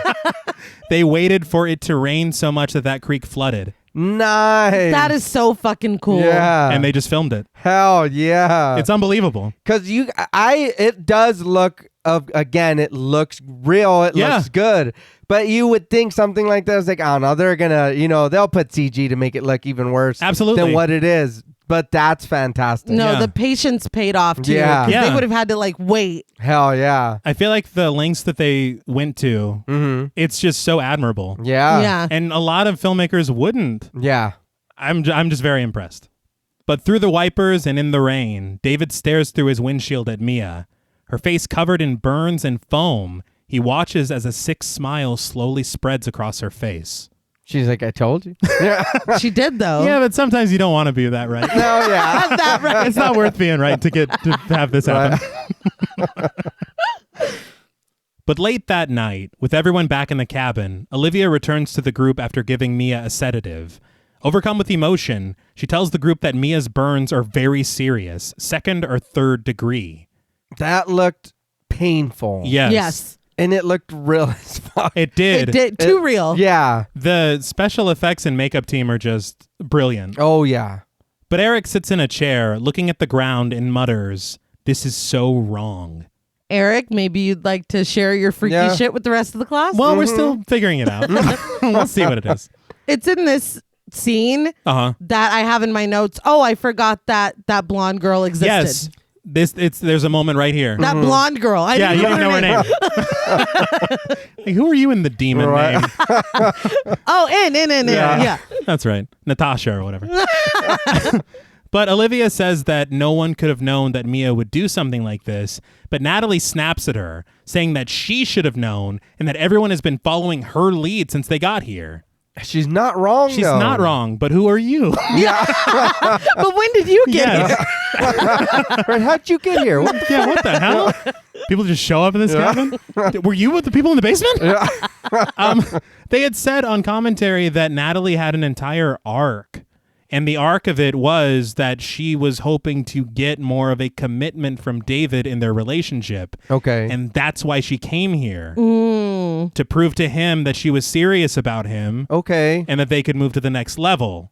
Which explains why she's here. Yeah. It does. Because that's the first thing I asked. Exactly. I would have liked that. Yes. And this movie's so short, it could have... Give me 1 minute. You could have done it. Yeah. Yeah.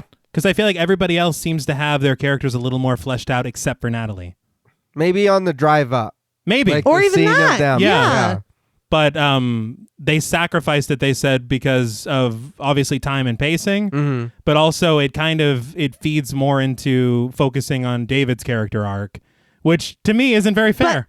But it's not, because if that's what you're going with, then why is she here at all? Great question.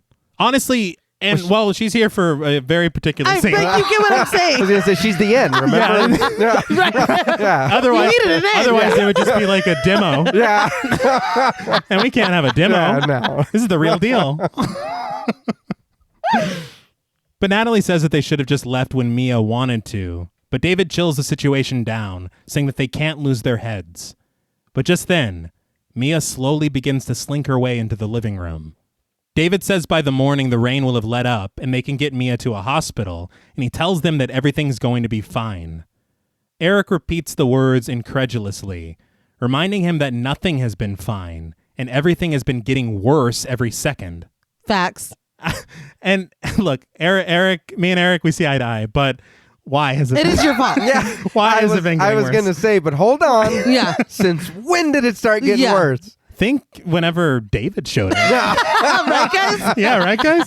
Where the fuck is he been, right? But just then, the group notices Mia making her way into the living room, and even worse, she's dragging the shotgun along with her. Her head twitches, and we hear bones cracking, and we see that she's wearing the white gown that her demonic doppelganger was wearing earlier. Something very interesting that Fede Alvarez did. He asked every single department in this film to come up with something that would be their signature. And so you hear with the score, there's oddly random noises of like a siren. And you heard it at the beginning, and you'll hear it later on as well. Yeah. That was their signature. Okay. The sound department with these deadites, it's the bones cracking with the twitches. Okay. And it is so unnerving. Yeah. Honestly, the sound design in this film entirely is kind of brilliant. It is. Every single noise, even with the trees and the branches scraping shit, it's fantastic work. I'm just going to gush about this film. No, yeah. Right in the middle of discussing this film. But Olivia asks what Mia's doing, and David tells his sister to put the gun down as her eyes stay fixed on the floor and her head continues twitching. David approaches her as she watches her own hand raise the shotgun at him and pull the trigger, blasting him in the shoulder and shattering a window. The room goes eerily silent as the evil force rushes toward the cabin, bursting open the front door. It greets a screeching Mia as wind rushes around her, sending debris all over the cabin, and we hear the voices of the Deadites from the first film. You will die, and one by one we will take you. I shed a tear. It's brilliant. Yeah. It's really great. I knew immediately. I was like, that's from the first one. Yeah. I was like, oh man, that's great. And it's straight up audio. Yeah. Ripped. It's amazing. But suddenly, everything stops and the door slams shut. Mia, with regained clarity, speaks in a double voice, telling the group, "You're all gonna die tonight." She collapses to the floor, and David urges someone to take this opportunity to secure the shotgun. Yes. Yeah. Olivia crawls for the gun next to an unconscious Mia, but as soon as she snags it, Mia grabs her hand. Her eyes orange and yellow and blood oozing from her mouth, Mia launches herself onto Olivia, vomiting a cascade of blood into her face. The second she got on top of her, I was like, she's about to fucking throw up. Yeah. I knew it. Oh no, yeah. You could sense it. Yeah. The unbelievable thing about this is that there was tubing in Jane Levy's mouth. All this is coming from her mouth. No. Jesus. And it is going straight into Jessica Lucas's face. They did this 4 times. And between each take, they had to clean up everything. Yeah. And so you'll hear on commentary, a lot of times they're like, oh, this took all day Yeah, yeah. to do I this. bet. And so it's kind of unbelievable that they had that, I guess, stick-to-itiveness Yeah. to continue. Obviously, Lucas said that this was the hardest thing to shoot. I bet. Yeah. I don't think I could do it. No, and Jane Levy was afraid she was going to drown her. Well, it's a lot. Yeah, and she's like, I'm not even controlling this.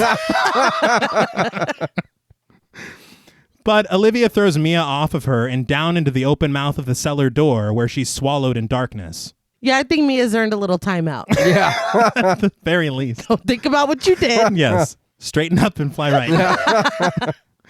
But after a moment of hesitation, Eric rushes over to the cellar door to close it, and in a great shot, sees Mia just simply standing at the bottom looking up at him. As soon as he slams it shut, Mia bangs on it from the other side, so Eric jumps on top of it to lock it. Olivia says that Mia has gone psychotic. You're not allowed to talk anymore. Yeah. Did you see her eyes, dude? Yeah. Yeah. I was going to say. Yeah. And we do get a little... Did you hear the double voice, dude? Yeah. No, it's still part of it. Right. We were a little past what was going on earlier. We do get a little bit of a hat tip to Rosemary's Baby because Natalie asks what happened to Mia's eyes. Yeah. I thought that was nice. But Eric says that this is impossible. And Olivia, covered in bloody vomit, says that she gave Mia enough sedative to put a horse to sleep. It's like, are you a real nurse? I know. Why would you was give her that that? safe? It was like, I gave her... No, it's fine. I gave her horse doses. Right. Yeah, cool. Yeah. And nobody has a follow-up question about that, which is strange. But David urges her to give Mia another shot as they hear her slamming herself against the wall in the basement. Olivia says that could put Mia in a coma, but David says that she's going to kill herself down there and to go get the shot. Maybe think of Pulp Fiction. Get the shot! Yeah. But David, in a line that makes me laugh for some reason, says that he needs to get the shrapnel out of his arm. Yeah, he does. Look, I understand that's exactly what he's getting out of his arm. Yeah. But in this frantic moment, there's no way I'm remembering the word Shrapnel. shrapnel. That's just not happening. But Natalie rushes for the tweezers in her purse to help. Eric takes off his glasses and reasons with David. A tranquilizer isn't going to do shit because they're not dealing with a panic attack here. He says he's scared that what's happening to Mia has something to do with the witchcraft that they found in the basement. It's a funny way of saying me, but I mean, okay. I don't know who was reading it. Yeah. But it's connected. That's honestly not important at this point. No, someone read it, and here we are. Right? Now let's deal with solutions. Yeah. All right. You're living in the past. Why are you asking so many questions? But David has no reply for this. Olivia frantically cleans herself up in the bathroom and snags another needle from the medicine cabinet for the sedative for Mia. As she struggles to open it with her shaking hands, the cabinet slowly closes on its own, and in the mirror, Olivia sees a grisly reflection of herself with her face carved open in a perpetual skeletal smile. Man, Yeah. that was great. That is, yes, fantastic. Yeah. Her reflection shrieks and the glass of the mirror shatters, sending Olivia jumping back in fear. They said on commentary they didn't tell her when the glass was going to shatter. All right. Nice. So, of course. I love when they don't let an actor act. Yeah. It's like, no, we're really going to scare the shit. Yeah. Well, we don't trust you. No, I don't know why they do that, but oddly the reactions are fantastic. Yeah. But Olivia tries to make her way out of the bathroom, but watches as the book flips open on its own, turning to a page showing an illustration of a woman crouched with a skeletal visage, a knife in one hand, and the flesh of their face in the other. Olivia rushes for the door to leave, but stops dead in her tracks halfway through the room. So this is such an effective moment. Mm-hmm. They had her on a harness that stopped her. Yeah. But the way that it looks so supernatural. Yeah. And the way that it's framed, it's brilliant. Mm-hmm. But she drops the syringe in a trance, as well as the medication, as the camera presses in on her. In frantic shots, we see her begin to twitch like Mia as drool pours from her mouth. Her eyes roll back and urine leaks down her leg. And she was clearly very dehydrated. She was. It looked gross. I'd drink your water. Yeah. I'd be wetting myself too. That's true. Yeah. Just in general. But the door slams closed, which gets the attention of Eric. As Natalie works on removing the shrapnel from David's shoulder, Eric goes to check on Olivia. Eric creaks the door open, turning on the light like a professional who has seen horror movies before. Mm-hmm. He calls out to Olivia, slowly opening up the bathroom door. The camera glides up in darkness on Eric's silhouette as we hear wet noises accompanied by a constant scraping sound. the suspense in this section is so good that the longer it goes on, you're like, whatever is at the end of this is going to be fucking awful. Yeah. And I'm sorry, but again, with the sound design, this is so unsettling. Yeah. And how constant it is. And then you see one motion that is more than we ever needed to see. Yeah. But Eric tries to turn on the light, but rainwater leaks into the bulb, shorting it out. It flickers as Eric asks Olivia what she's doing. We see her crouched in the shower, her arm moving rhythmically in time with the sounds that we heard a second ago. As Eric peels back the shower curtain, the lights flicker on, and Olivia turns to face him. Her eyes the same shade of deadite as Mia, and her entire cheek filleted wide open, sawed rough and bloody by the piece of mirror in her other hand. Her jaw creaks open as Eric jumps back fearfully and the lights flicker around them. He asks her why the fuck she did that, which is great. Really, dude. I mean, what else can you ask? Are you okay? Yeah. Oh my God. Yeah. I think it's just what I Why would you say. do that? Or honestly, whoa! That's all you'd be getting out of That's me. more accurate, I'd say.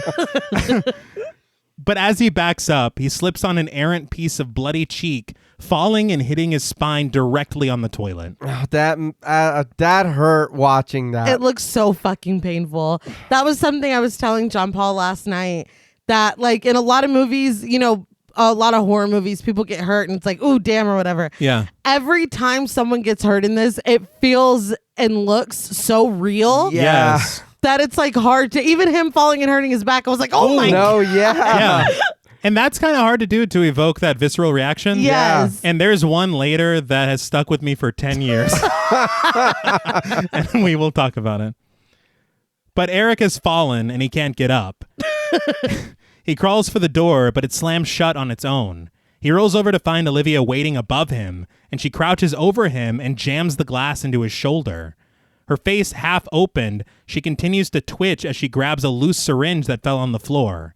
Making screeching noises like a bird, she stabs feverishly at Eric's eyes, but fails to make contact due to his glasses. She eventually settles for stabbing his face and his hand when he raises it defensively.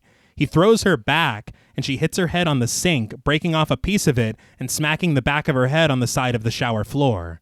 Eric crawls away, putting his back to the wall, but rips off his glasses when he feels something inside of his face. He pulls just under his eyeball, removing the needle from the syringe in a very close, very uncomfortable shot. Yeah. I hated every moment of this. No, it's a lot. Like, Yeah. it's hard to watch. So, two things here. One, again, not CG. Oh my God. This needle shot, they said, was all sleight of hand from Lou Taylor Pucci. Really? Yes. Okay, Poochie. Damn. I told you he was the rockin' dog. No shit. But I guess the way that he was holding it, it was stuck to his face the whole time. Okay. And so as he's pulling it, it looks like he's pulling it out, but he's not. Okay. It looks It good. definitely looks like he's pulling it out. Yeah. Yeah. The other thing they pointed out on commentary was the performances. Yeah. Because Jessica Lucas, the entire time that she's stabbing Eric, she looks just as afraid as he does. Yeah. Because she doesn't want to be doing this either. Yeah. So there's a little bit of her left, but not enough to stop what's happening. Right. They are in full combat. Yeah. There is stabbing, there's screaming, there's breaking, there's crashing. Yeah. I know what you're going to say. I know that we're busy with the shrapneling. Priorities. Somebody come in here. Yeah. I don't know. But I gotta get it out of my arm. No. It's shrapnel, man. Yeah. Whatever is going on in here just sounds. If you close your eyes and just listen to it. Yeah. It Oh, sounds no, fucking yeah. awful. It's not good. It's worse than the shrapnel shoulder. Yeah. I promise. They also said that the scene originally ended here, but Sam Raimi wanted more. Oh, fuck. And that's what's coming up What next. Sam wants? Yeah. Sam gets. gets. As soon as he pulls the needle out, he looks up to see Olivia, bloody, gruesome, and gray, staring directly at him and crawling toward him. He grabs a piece of the sink that she broke off as she screeches at him, and he bashes her to death with it, screaming, just as David and Natalie rush in. Now you want to come in when it looks like I murdered Olivia. Well, they got it out. Yeah. Fantastic. I'm de-shrapneled. What's going on? Yeah. Right. I'm ready for combat. This was fucking intense. Oh, yeah. Like this whole little bathroom scene, god damn. I mean, putting this together so intricately, every single thing working as well as it does, it's just impressive. But his face covered in blood, Eric mutters in confusion, "She tried to kill me." The camera twists around Olivia's corpse and bloodied head as Eric lets out a scream. To me, it looked an awful lot like a shot from Saw. Yeah. If you recall. Yeah, it did. But later in the shed, David agonizingly pulls the piece of glass from Eric's chest.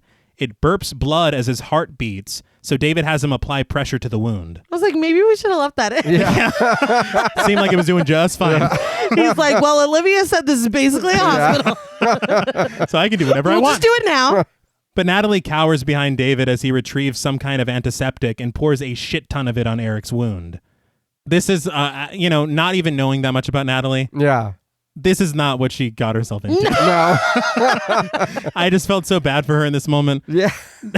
Just trying to support her boyfriend in his time of need, and now look at this. Yep. Sam Raimi, though, I did hear on commentary, he has like a ton of rules for making horror. Right. One of the rules is the innocent must suffer. And Fede Alvarez said that was the entire reason for the inclusion of Natalie as a character. Aww. Okay. Which we'll learn. Yeah. But David slaps a bandage on Eric's chest and secures it with duct tape, just like a hospital. Yeah. Eric takes full responsibility for what's happening, though, telling David that he did something terrible. David assumes that he's talking about what just happened with Olivia, but Eric says that thing that he killed was not Olivia. Natalie says that Eric is losing too much blood, so David tells her to go into the kitchen and get him some sugar and water. Get him some Kool-Aid stat. Yeah. Is that going to heal you? What the fuck? See, like an elixir. Yeah. I guess so. I wonder, well, I don't know. It's a potion. Well, sugar and water. That helps, right? That has to help. I mean, that's It what can't they hurt. give you at the hospital. Just a Duct bag of tape and- sugar and a spoon. Am I a giant cockroach in an Edgar suit? They call it the hummingbird special. Yeah. I hate saying all this, and then there's a nurse that's listening that's like, no, that's exactly what That's all we do. exactly what we do. But Eric says that he read a passage from that book, and it was some kind of prayer. He tells David that he released something evil. Wow. Thanks a lot. You should have said that earlier. Yeah, you should have. Well, I don't think it would have changed things. It's already happening, dude. It's already in motion. I think you just really like Eric. I do. But I feel like him being like, oh, by the way, I don't think that would have changed anything. Yeah. Okay. But he owned up to it. Eventually. Yeah. That's all that matters. But Natalie returns to the cabin, cautiously making her way to the kitchen and keeping an eye on the cellar door as she does. She does just as she was told, fixing Eric up water and sugar. Yes. A potion. Yes. But she hears a loud noise coming from the living room, and when she turns to the cellar door again, she finds it wide open. Absolutely not. Voices pervade the area, and Natalie heads straight for the exit, but she stops when Mia's voice calls out to her. Mia sobs, asking Natalie what she's doing down in the cellar. She says her leg hurts and she can't move. Natalie inches her way over to the cellar door and finds Mia sitting at the bottom of the steps with her back to her. I'll come back for you. Yeah. After what you just fucking saw. No, it's Thundergun status. Don't trust it. Yeah. Yeah. Natalie heads into the cellar as Mia cries that they were supposed to help her. Natalie says that they're trying to help her and tells her that she was out of control and they didn't know what to do. But she says that something terrible has happened and they have to leave now. So it's very dark in the cellar, Yeah. but we do get a shot of Mia kind of looking up the cellar stairs at Natalie. And you see with her back to Natalie, she's sobbing tears of blood. Yeah. And that shouldn't happen. That's concerning. That's concerning. But Natalie reaches her hand out to Mia, but Mia's voice changes and grows deeper, telling her, "You don't understand. He's not going to let you leave, and he's not going to stop until he has you." Natalie makes a hasty retreat, but it's a little too hasty, and she smashes through one of the steps and catches herself on the living room floor just as Mia belts, "Until he has all of you." Man. Unfortunate. When they came down before and he was like, oh, rotten step. Yeah. I was like, that is Chekhov's rotten step. Yeah. We're coming back. Foreshadowing. That's coming back. Yeah. Very good. And it did. Poor Natalie. But Mia, still a deadite, turns to watch Natalie's feeble attempt at an escape. Natalie seems to almost make it out, but everything freezes, and she's swiftly dragged into the cellar, and the door closes behind her. So look, I'm going to give them the benefit of the doubt. This was 2013. The drag? We got to stop doing this. I said not the drag. No, they were cool for a couple of years, and then I hate them so much now. But Natalie wakes up at the bottom of the cellar steps, light leaking in through the floorboards. She sees Mia's frightening face in the shadows as she slithers up her body like a snake. She licks Natalie's thigh before being stopped in her tracks when Natalie grabs a box cutter. Man, I was not prepared for like what was going to happen next. Oh my God. No. And it becomes one of the most iconic things in the film. Yeah. But it's so hard to watch. Oh, it's tough. Yeah. Gird your loins, as they say. But Mia growls, "I can smell your filthy soul," before sinking her teeth into the webbed part of Natalie's hand. I don't know what you call that part of the hand, but I've started calling it the feature of the Black Lagoon. Because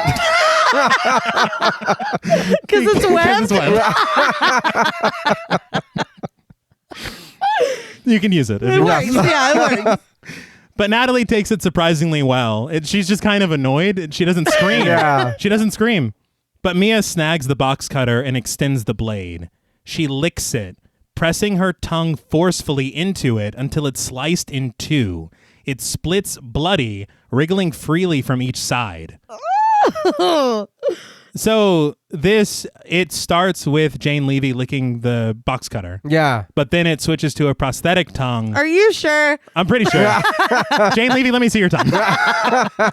But they were controlling both sides independently. Oh wow. And so you see that wriggling, and it's just the way that it's done, it looks so real. Yeah. It looks too real. Too real. But after her tongue is split and her mouth is bloody, she screeches, "Kiss me, you dirty C," before planting a bloody kiss on Natalie's lips. Hey, come on. Now you're just flirting.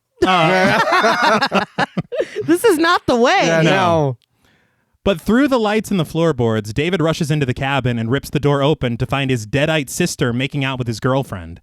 Jane Levy on commentary said that they were pumping blood through pumps from her mouth. And so they had to have a code with the actress who plays Natalie to let her know when she's drowning. Yeah. So it's just like it puts you exactly in the mind of when they made The Evil Dead. Yeah. And everybody's like, look, we're 2 seconds away from killing Bruce. So that's what I was going to say. They're keeping a very proud torturing actors. Oh yeah. Yes. Evil Dead movie tradition alive. It's part of the tradition. They had said, I want to say Rob Tappert sent an email to the entire cast when they were cast. Yeah. And he told them, he said, look, you're going to want to quit and you're going to want to go and cry in your trailer a lot. Yeah. You're allowed to go cry in your trailer. And Bruce Campbell sent an email to all of them and he said, look, this is going to be unlike any movie you've ever made. He's like, you are going to break some bones. Yeah. You may get hit by a motorcycle. I don't know. But I thought it was very interesting that they kept that spirit alive. Yeah. Hell yeah. But Mia screeches at David, and Natalie takes this moment to rush upstairs. Mia speaks in a double voice, telling David, "Why don't you come down here so I can S your C, pretty boy?" All right. Well, I mean, I can't say that. No. Well, wait, hold on. Redacted. Well, but this C is a different C than the one from the last. You got to use your context clues. I'm not saying that. I'm not going to do it. You're just not going to get one. Well, she offers them the fillage. Just say it like that. Okay. Yeah. All right. Wakey, eggs and fillage. Oh, well, that's ridiculous. You said mine was ridiculous? S or C? Mine's better. Mine's better. Let's vote in the comments. No, I'm going to lose. God damn it. Fuck it. All right. But David just says, this was very, like, funny to me because they said on commentary that Shiloh Fernandez didn't know what he was going to see and what he was going to hear. Okay. And so the way that he delivers the next line kills me because she says that and he goes, Mia? Yeah. Like he's just like, Jesus Christ. I don't think that's been your sister for a little bit, man. Yeah. It's clearly not your sister anymore, dude. But she screams at him, Mia's not here, you fucking idiot. And she says that his little sister is being violated in hell. But David slams the door to the cellar closed and chains it up because that's enough of that. Should we like put a Bible on it or something? Like, is there anything extra we can do? Put something on there. Yeah. A newsletter from the Decorum Forum. How about that? One thing I will say is him closing the cellar door, chaining it up. It's Sam Raimi. Oh, yeah. It is so good. But David cradles a crying Natalie as they rest against a piano. Sometime later, David finds a defeated Eric in his room, crouched over a small fire. We see that he's placed the Naturum de Monto in a pot and tried to burn it. Eric tells David that he doesn't know why, but he thought this would end it. But this book will not fucking burn. And I think I know why he knows why, because he probably watched the first film. Yeah. And I think that that's so interesting because that's what I'm thinking as I watch the remake. Right. They're going to end it by burning the book. Yeah. The book doesn't burn. Yeah. So how are they going to end this? I love how it looks too. Oh, Yeah. It's frightening. I will say that we're heading towards one of the most bonkers and incredible finales I've ever seen. Oh, Yeah. yeah. That I don't think anybody predicted, No. even with the foreshadowing that they put in earlier. Yeah. But we see the book there in the fire, as you said, getting nice and toasty, but nothing's happening to it. Mia writhes demonically in the cellar as David asks Eric to tell him what's going on. They flip through the unburned pages together as Eric explains that the book uses some ancient alphabet, and in the rough translations and scattered notes, they refer to an evil entity, a taker of souls, a demon. It says that once he feasts on 5 souls, the sky will bleed again and the abomination will rise from hell. We once again see the drawing of the skeletal figure climbing out from the ground under a bloody rain. Very nice. Yes, indeed. Who did these illustrations? Yeah. Yeah, but maybe we should have read further before we started Yeah. saying spooky shit. Well, I mean, you can only go so far. No, not at all. You have to read chronologically. You don't want to spoil yourself. You're like, oh, an abomination. Right. Oh, shit. And you don't even know the context yet. All I'm saying, he did wrong. But Enough. Yeah, that's enough. no, but here's the deal for me personally. I think that it's very interesting that we're adding all these rules to this mythology. Yeah, yeah. This was never the case in The Evil Dead. Yeah. And there's even more later that they add that is very interesting to me as well as far as disposal. Right. Maybe not disposal. That's the wrong word. Yikes. Saving. Yeah. Cleansing. Cleansing, Yeah. I believe is the term. That's not what I meant. No, but she scalds herself. Yeah, but she does. She was burned pretty bad. But Natalie heads into the kitchen, unwrapping her hand at a sink and looking at the wound from Mia's bite. She washes it under cold water, squeezing a black liquid from it. So this looks like disgusting. It's so Yes. disgusting. They said that Jane O'Kane was in charge of prosthetics for this film. She also worked on The Grudge, which was produced by Sam Raimi. Okay. But the work that we get here, honestly, this section that we're about to see with the makeup and just everything, it's kind of, it looks so real that it is hard to watch. Yes. Oh, it's beautiful. It's incredible. But Eric tells David that this thing is attached to Mia's soul like a leech. It's becoming her. And if they want to stop this and help Mia, they're going to have to kill her. This is when David snaps. He says they're not going to kill anybody. But Eric says that everything in the book says that it's the only way. David comes up with some bullshit about the cats in the basement having a disease and a virus spread to Mia from the cats despite Mia never going down in the basement. Yeah. You just keep grasping at those straws, Yeah. David. Maybe you'll grab one. Yeah. But he's like, this cat disease, right? Yeah. She then puked it into Olivia's face, passed it to her, yada, yada, yada. Here we are now. Right. Yeah. Even though you were the one handling the cats. Yeah, and you're Right. fine. Yeah, but okay. But Eric asks the real question. What kind of virus makes a person cut off their own face with a piece of glass? Great question. Yeah. Natalie continues washing her hand, but the blackness slowly begins to spread from her wound to the rest of the hand. Her hand decays before her eyes, and she holds it at the wrist, attempting to back out of the kitchen, but the door slams behind her. Back in the bedroom, David still isn't getting it, saying he doesn't know what they're dealing with, but it stopped raining, and in a couple of hours, the river will be clear, and they're all going to get out of here. A couple hours? I don't know. Yeah. And I don't know about homegirl in the bathroom, but I don't think she's going to get out of here. Yeah. It's really just going to be the four of us. Yeah. Well, it was like, once again, I know that he sent her away or whatever. She's been gone for a while. Yeah. That's true. Let's stop splitting up. Yeah. Yeah. Well, I mean, they're doing a lot of research right now. Yeah. They're very busy. But Eric says it doesn't matter where they go. If they don't do anything now, they're all going to be dead by then. So they changed a line here. Yeah. And I didn't want them to. The line was supposed to be, if we don't do anything now, we're all going to be dead by dawn. Mm-hmm. Which it should have been. Yes. Yeah. And for some reason, I think somebody, I don't remember who it was. They might have said Rob Tappert or Sam Raimi. They said, people don't say that anymore. It's like, no, but Yeah. it's But a you reference. gotta. We do. Yes.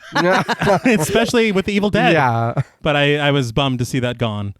But back in the kitchen, the rot and decay have traveled all the way up Natalie's forearm.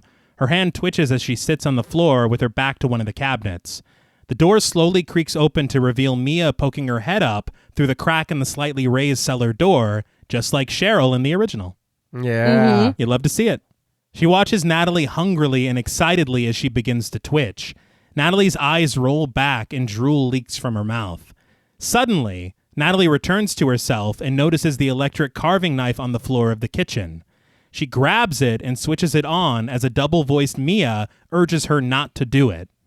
Natalie raises the vibrating blade to her bicep, telling Mia, "Fuck you," before sinking it into the muscle.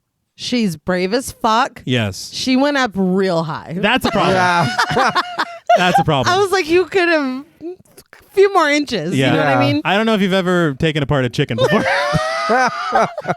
But usually the joints are the easiest. You get kind of a clean slice there, Natalie. But this is awesome. It is. Fucking amazing. It is. And I even hearing the commentary, I still don't know how they made this look as good as it did. Yeah. Because in grisly and gory detail, the knife sinks in deep and blood sprays wildly about the kitchen and covers Natalie's face.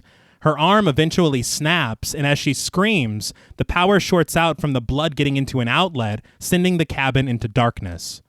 With a lantern, David rushes to the kitchen with Eric and finds Natalie resting bloody against the fridge.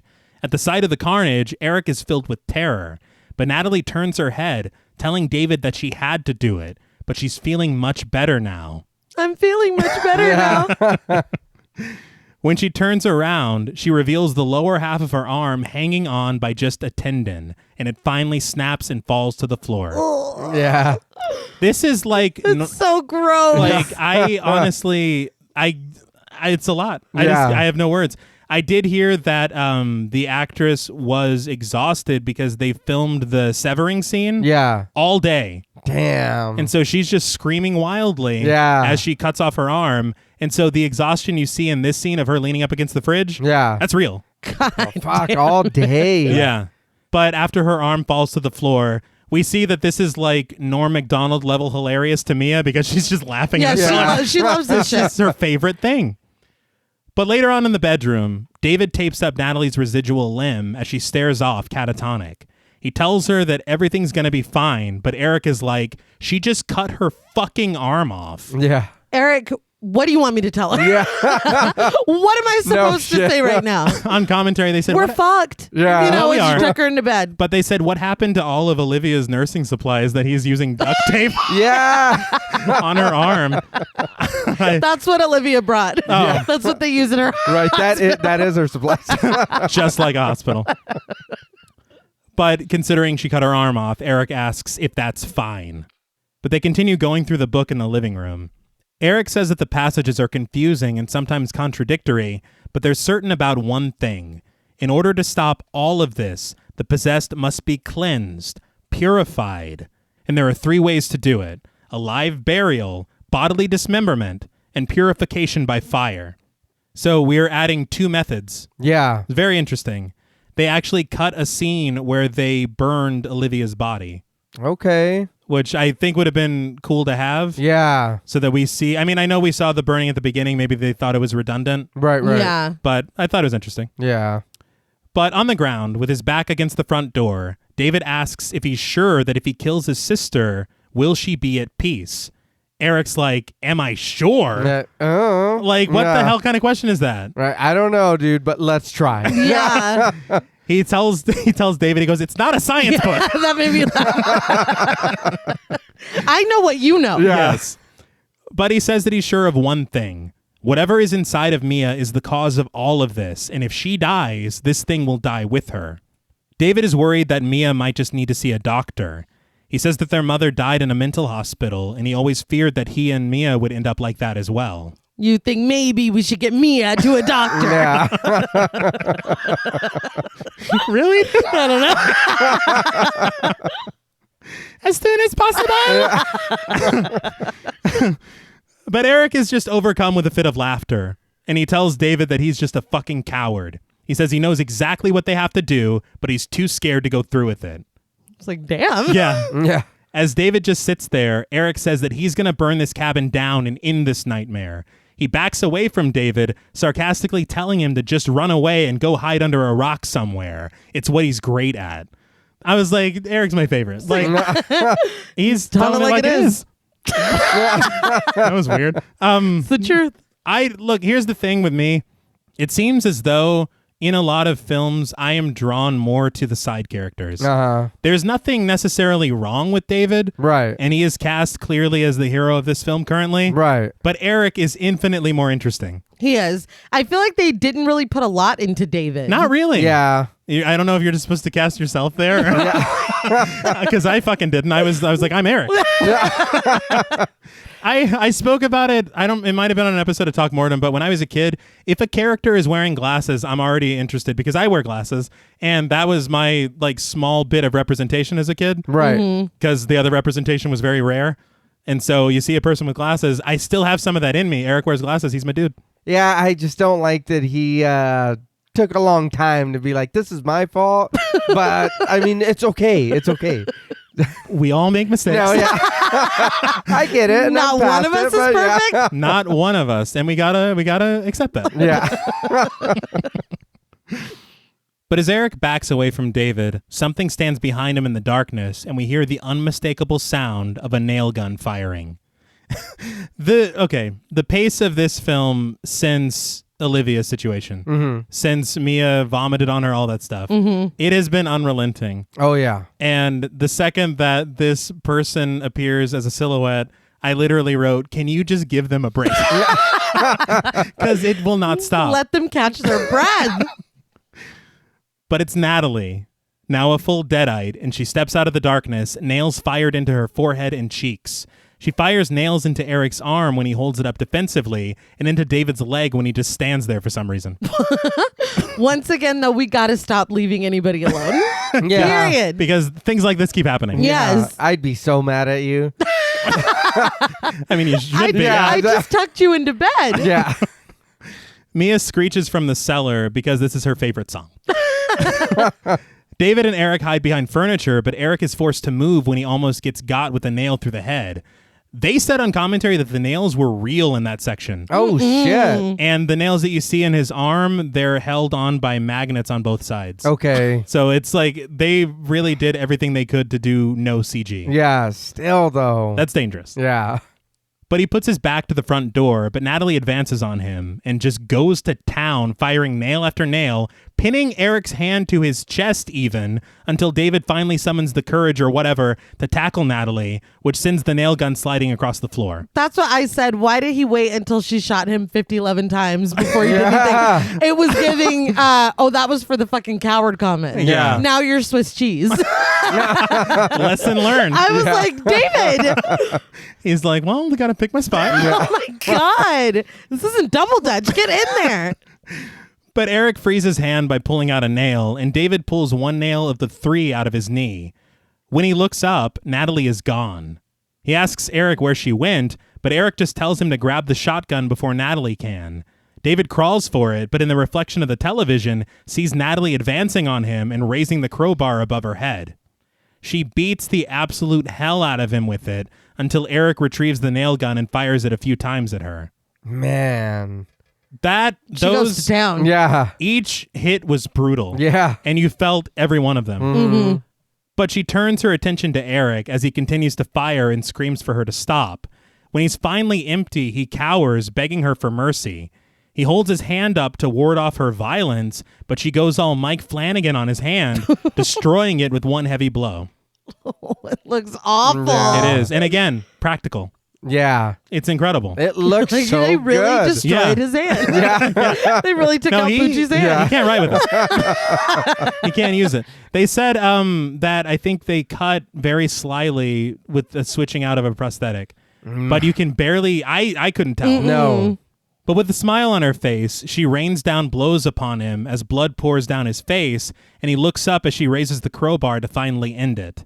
But before she can bring it down, a shotgun blast rings out, exploding her arm off, the crowbar hitting the wall with a thud. She was fucking dude up. Yeah, she was. He saved his buddy. Like, for real. This is coming back. I'll allow it. I'll give 1 point for David. 1. But Natalie turns around to find David, fearfully loading the shotgun for another go. In her normal voice, blood pouring from her newly severed arm, she asks David calmly, "Why are you hurting me?" She drops to her knees in front of him, telling him that her face hurts and asking why it does. She crawls to rest in his lap, where she quietly dies. Poor Natalie, man. Yeah. This is the innocent suffering. Yeah, clearly. Eric, beaten, bloody, and mangled, and clearly made of some stern stuff, can't do anything but laugh. Yeah. They had said on commentary that it's really the actor laughing because they changed the line that Natalie said. She was supposed to just say, "Why are you hurting me?" And that was it. But she goes, "Why does my face hurt?" Wow, damn. And apparently that tickled him. But David drags Eric outside to the Jeep, trying to keep him conscious and begging him not to die on him. Eric says that dying wouldn't be so bad right now. He just doesn't want to become the devil's bitch. David steels himself before telling Eric that he's going to do what he has to do. Lightning strikes and thunder crackles as David returns to the cabin, filling the place with gasoline, with a double dose for the cellar door.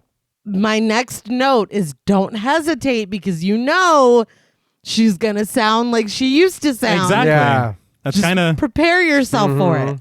He goes to light his lighter, apologizing to Mia and telling her that he loves her. But before he can drop it, he hears his sister singing their mother's lullaby in the cellar. Tears fill his eyes as they're drawn to photos of him and his sister on the wall in clearly better times. As Mia continues to sing, he tearfully mouths the words himself, realizing that he can't drop the lighter. He backs away from the cellar door, but watches through the window as lightning strikes a tree outside and sets it ablaze. What were the lyrics to that song? Sweet little baby. They owed residuals to the Silent Night, Deadly Night people. But he changes his plans, immediately heading to the shed. In a Raimi-inspired montage, he pulls a curtain aside on a shelf, revealing a chainsaw. But instead, he goes for a very large battery. Yeah. 2 syringes and some other mechanical equipment to fashion a very, very, very makeshift defibrillator. By the light of the fire of the tree, he digs a hole in the ground, repeating Eric's words from earlier. This time, the only fucking way is the hard way.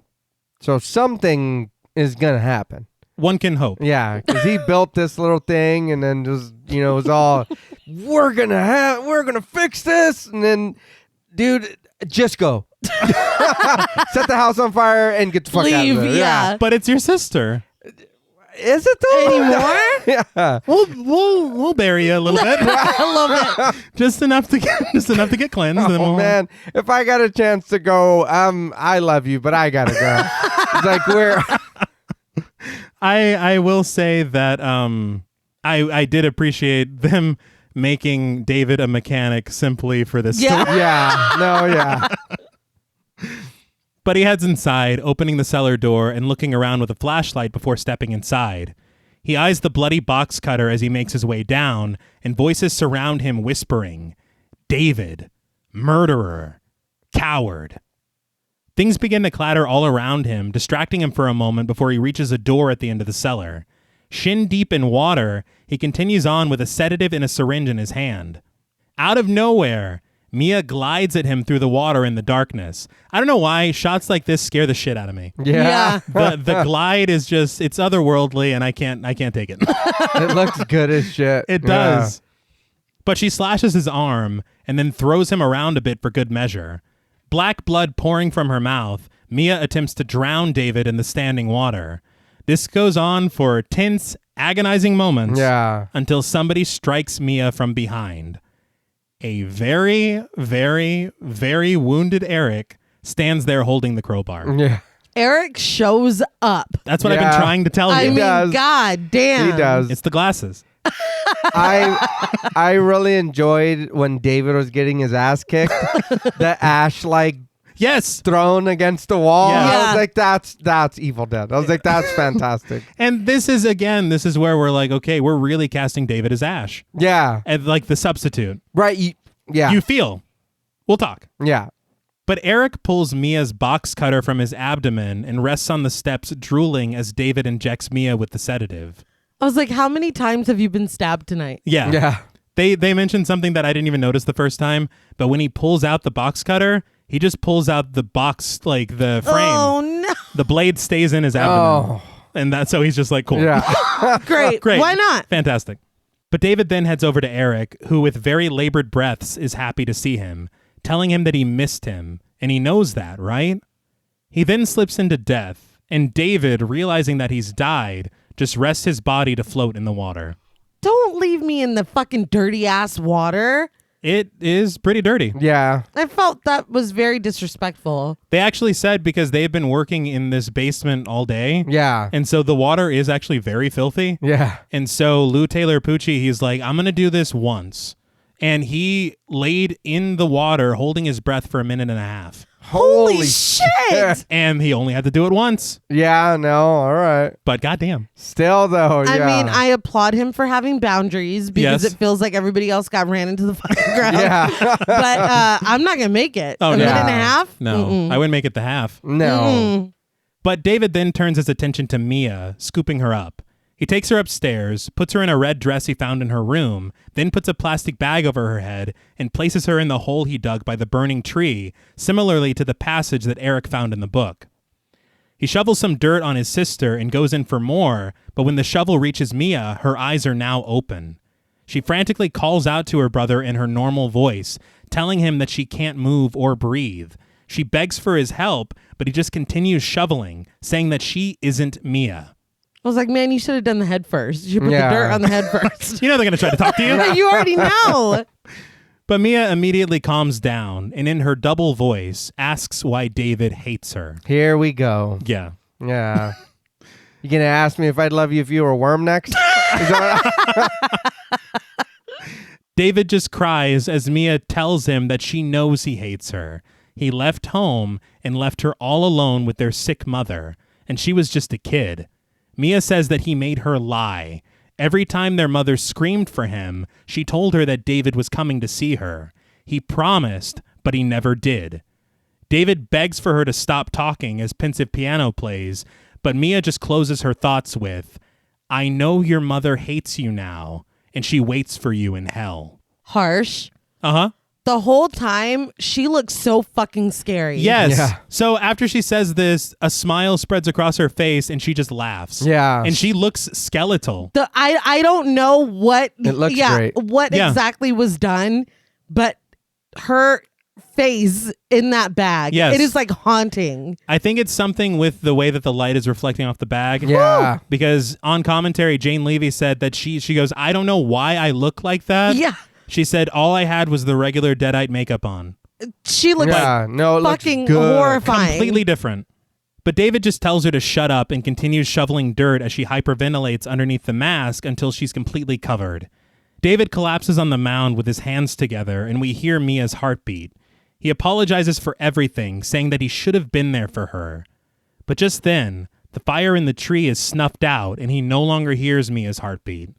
David digs Mia out of her grave and readies the makeshift defibrillator, holding 2 syringes tied together by wire in his hands. He gets the electricity on standby as he plants the syringe in Mia's chest as if her last name was Wallace.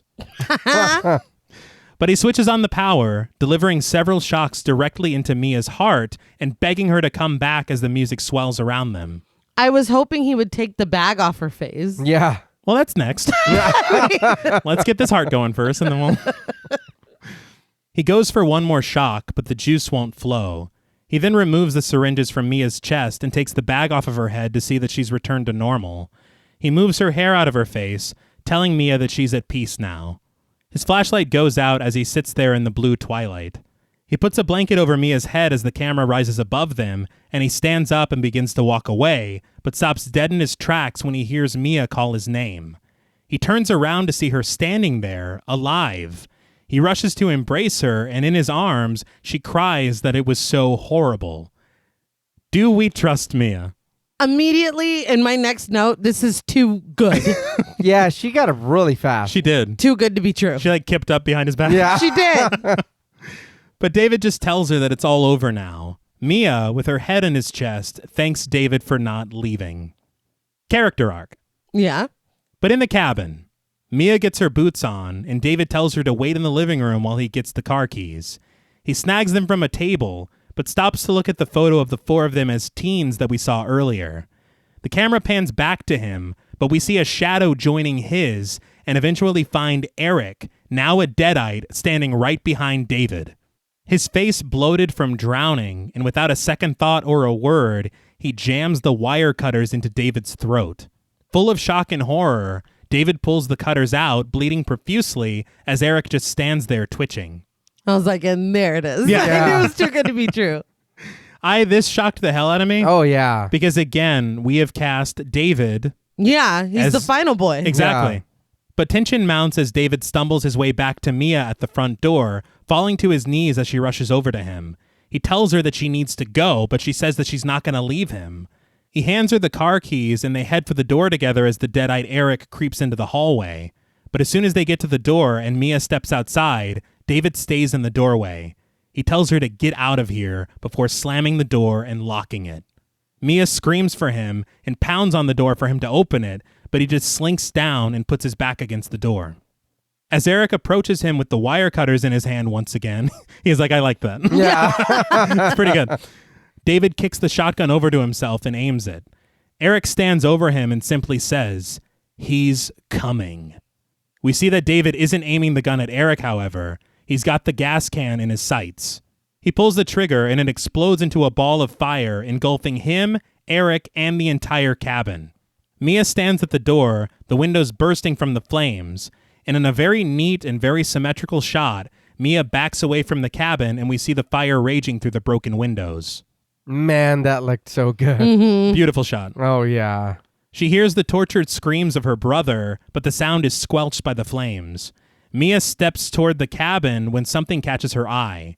On the ground is the necklace that David gave to her, all twisted up and appearing like a skull. Yeah. You love to see it. Love it. But she picks it up and holds it in her hand as a solitary tear rolls down her cheek. But this solemn moment is disturbed when from above, one drop of blood lands in her palm in the center of the necklace. They said that shot was so hard to line up. Oh, I bet. Because again, it's all practical. Yeah. Yeah. But Mia looks confused for a moment, but suddenly the sky opens up and blood rains down all around her. The camera tilts from the ground as she looks up to the sky, still holding the necklace in her hand. But a hand shoots up from underneath the ground, seizing her wrist in a hot sizzle. The music grows frantic and frightening as from the dirt rises Abomination Mia, played by Randall Wilson. Its spine juts out of its back as it crawls across the dirt, and we get a shot of the Naturum de Monto, covered in the bloody rain, open to the page where the abomination rises. So the prophecy is fulfilled. Yeah. But Mia runs for the Jeep, opening the door and tries to start it, but before she can, the abomination smashes through the window. Mia screams as its fiery hand grabs her leg, but she's able to escape out of the passenger side door. She crawls for the hole where David found Grandpa, and with the abomination in pursuit, climbs up into the shed. In fear and disbelief, she searches for a weapon, first going for a machete, but deciding to upgrade when she sees the chainsaw. Fuck that machete. Ooh. She tries to start the chainsaw, but realizes it needs fuel, so she knocks it into her hand from the top shelf like a goddamn professional. Yeah. I was like, holy Hell shit. yeah. You should have been the main all the time. Fuck David.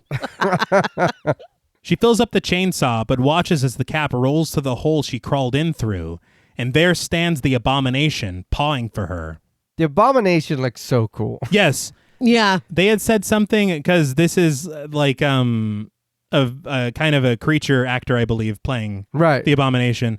But they did kind of like a face replacement, because I guess they had Jane Levy playing all these parts and then swapping the faces with this actor playing the part too.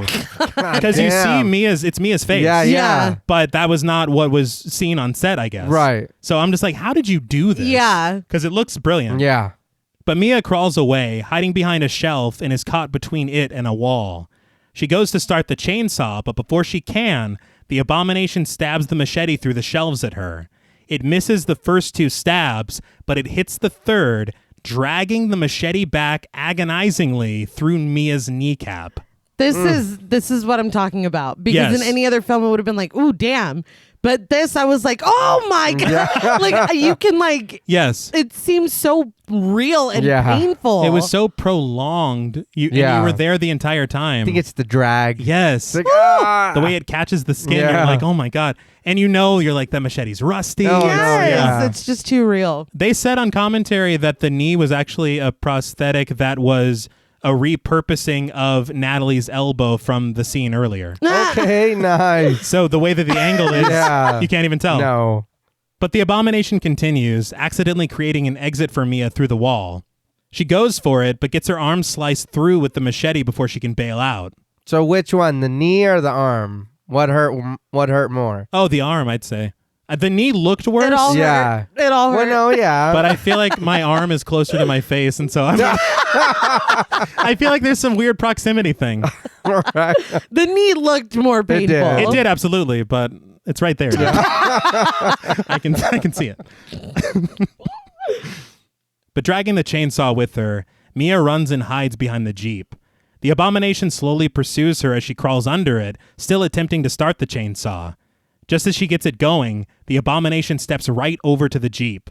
Mia takes this opportunity to saw both of its legs off at the calf. As it tumbles, Mia goes to crawl away, but the abomination, with incredible strength, flips the Jeep over on her. She tries to roll away, but the top of the car tumbles over, crushing her left hand. Okay, maybe this hurt more. Oh my God. If we're choosing. Yes, it's this. It's the hand. We get a great overhead shot of this through the car windows and through to the ground. Mia bangs against the roof of the car, the flesh of her wrist beginning to tear away. The abomination crawls over to her, but trapped, Mia can't reach the chainsaw. It tells her, "You're gonna die here, you pathetic junkie." But Mia has had enough of this shit. She turns to her left hand, using her leg for leverage against the roof of the car, and with a great deal of grit, pulls herself free by tearing her wrist from her hand, leaving it behind under the car. She wanted it more. Yeah. I mean, what can you say? Yeah. I feel like if the abomination said that to me, I'd be like, yes, sir. Yeah. yeah, that's for yes. Whatever you say. But shielding her severed limb under her right arm, she stands resolute in front of the cabin with the chainsaw in her hand. The abomination crawls over to her with one more threat. "I will feast on your soul." Mia jams her jagged, meaty limb into the chainsaw handle and lifts it up, delivering the iconic line, "Feast on this, motherfucker." She lunges the chainsaw forward, sawing through the head of the abomination, screaming as the cabin burns in the background and blood spills, sprays, and rains all over. I got off right there. Oh, Jesus Christ. A little decorum, please. Decor. No. Don't ruin this for me. Don't blow this for us, Gene. I'm not gonna do it.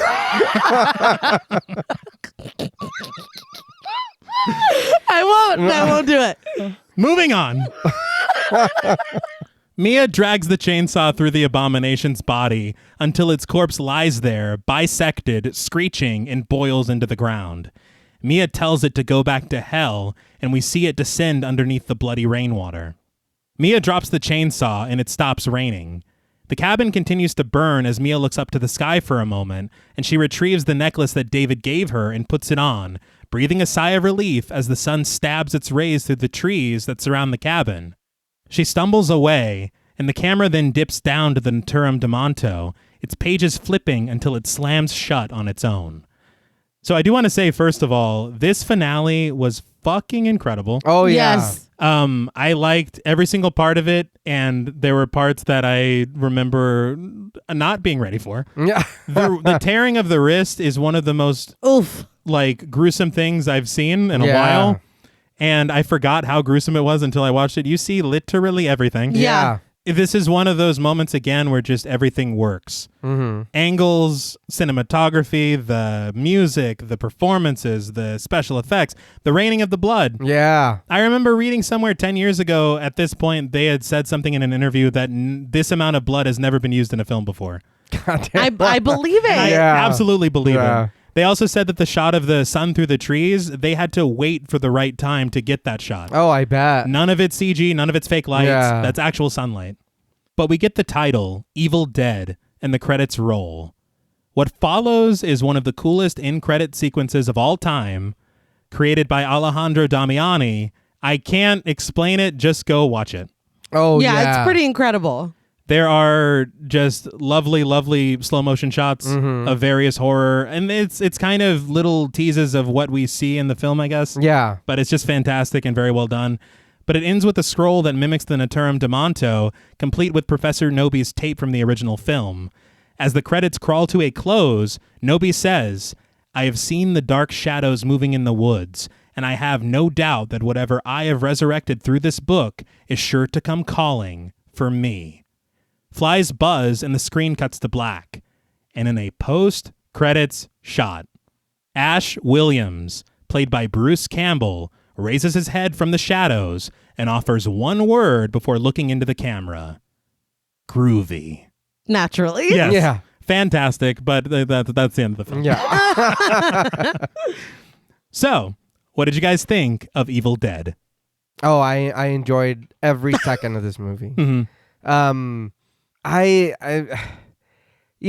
understand what you're saying about like giving them a little more characterization. Let's get a little more. I feel like an extra maybe 10 minutes wouldn't have hurt. No. You know what I mean? Just of kind of giving them a little more character. But even just as is, I enjoy the fuck out of this movie. Yeah. I would recommend this movie to anybody. I'm gonna watch it again. This is something I feel like will start to be in the rotation. I forgot how much I like this movie, and watching it for the show, like, goddamn, like, this movie's great. Mm-hmm. Yeah, I totally agree. It's again, it's kind of hard to set your sights very high when you hear this, and then it's like, oh, when you watch it, fuck, Yeah. it really exceeded any expectation that I had. The gore, Yes. it is just top notch. It really shows you, I mean, we say it all the time, practical over CG, Yeah. you know? It's clearly, like we said at the top, made by people who wanted to honor and respect the films that came before it while not just making the exact same thing over again. And I think that they nailed it. I mean, it's just great. And I feel like even if you aren't necessarily a huge Evil Dead fan, I think that if you just watched this, it's entertaining on its own. Yeah. It's just, Oh, yeah. you know, extra special Yeah. if you do appreciate the films before it. I think we get that added bonus of Yeah. having this knowledge Yeah. and also the little sly references they make. I just feel like this film is fantastic. I love it so much. As you said, Nay, it's so original in its own ways, but at the same time, it is so much, there was so much reverence for the original. Yeah. That you can just tell that it was made by people who cared and that they really wanted to do something that honored a film that they appreciated. Yeah. But it's one of those movies that, like, I don't go back to enough. Yeah. And I realize that now, like you said, JP, the fact that us covering it for the show, it's gonna be in the rotation now. Yeah. For sure. I don't know why I don't watch this that often. Yeah. It's kind of strange, Yeah. frankly. And Get your shit together. and it's not like it it's not like there's things into where like if the kids come in, I'm like, oh no, shit, I gotta turn it off or whatever. Yeah. There's a lot of gore, but I mean, if they watch scary movies with us, this is a lot, but I mean, I feel like that's still fine to have on. That'll be all right. They'll be fine. Yeah, that'll be all right. I don't have to worry about this. But I guess that can lead us into ratings. This film, I want to start with the cast because there are so many great performances in this film. Mm-hmm. I think that so much credit needs to be given to Jane Levy. Yes. Absolutely. She does so much, and she does it so well through various character changes throughout the entire film. Yeah. And is able to play off so well. It's just kind of amazing. Bruce Campbell had said that whenever he had watched it, he said that he can't even say that she did a good job. He said she did a great job. She did. He said people are calling her the new Ash, and he said I am 100% okay with that. Oh yeah. No, yeah. So and that was the other thing that I did want to mention. There's been a lot of talk recently because whenever we get that post-credit sequence with Bruce Campbell, right, we obviously think the next Evil Dead film is going to be Ash and Mia. Okay. But it hasn't happened. Right. And so you're not going to get one. That's what I've been afraid of. Very interestingly, this episode is coming out April 10th, 2023. This movie came out April 5th, 2013. We're almost at the 10-year anniversary. Oh, nice. Let's do something. Yeah. We almost timed it right. But the thing is on the press tour for Evil Dead Rise, they've been talking a lot about doing another one. Okay. And Bruce Campbell says that he'll only do it if Sam Raimi directs it. And today, he tweeted a picture that he said Sam Raimi sent him, and it's Photoshop of Ash with his arm around Mia. Okay. Why are you making that? Yeah. So I don't know. Yeah. But if that were to happen and that were the last Evil Dead film, I would be the happiest person Yeah. on the planet Earth. But I have more points to make. The special effects are brilliant. The makeup, the attention to detail, the reverence for the original, the music, the cinematography. There's very little that you can call out for this film as a negative. And for me, I think the only negative is, like you said a minute ago, is I do want a little bit more moments of characterization. Yeah. Just a little bit, just enough to know Natalie a little bit. Yeah. I know nothing about For her. everything that they put her Yes. Yeah, no That's shit. unbelievable. And also, if you were to have those moments, you set her up as a more sympathetic character. Yeah. It's even worse when these things happen. Yeah. Yeah. Because you're like, all she wanted was commitment from David. Yeah. And instead, she's got an arm off her. Offer. But no, I love this film so much. I will just go on and on and on. So I'm just going to go ahead and stop. And I will say, out of 10 ill-advised incantations, I am going to give Evil Dead 9.5 ill-advised incantations out of 10. It is almost a perfect movie for me. And I think as this gets more and more into my rotation, it might become a perfect movie. Yeah. But for now, I think I'm very comfortable with a 9.5. But I will now open the floor to you. So I'm just going to rip the Band-Aid off. I love this fuck out of this movie.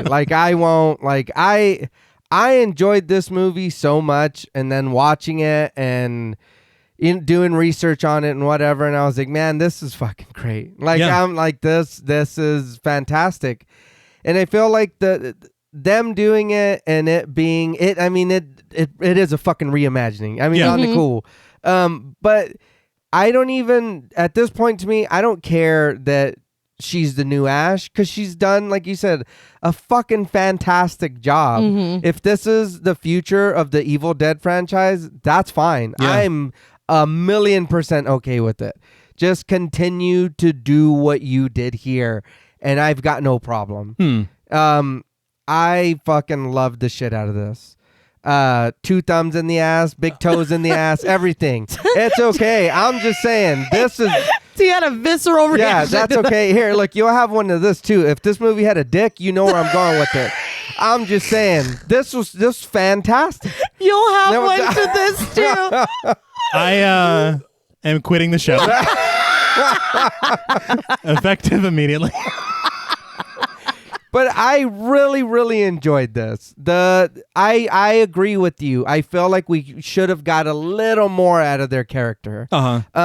But I feel like in the gore and, like you said, the cinematography of it, the music, the everything else of this movie, for me, fuck it. I don't need to know your background. I just want to enjoy this.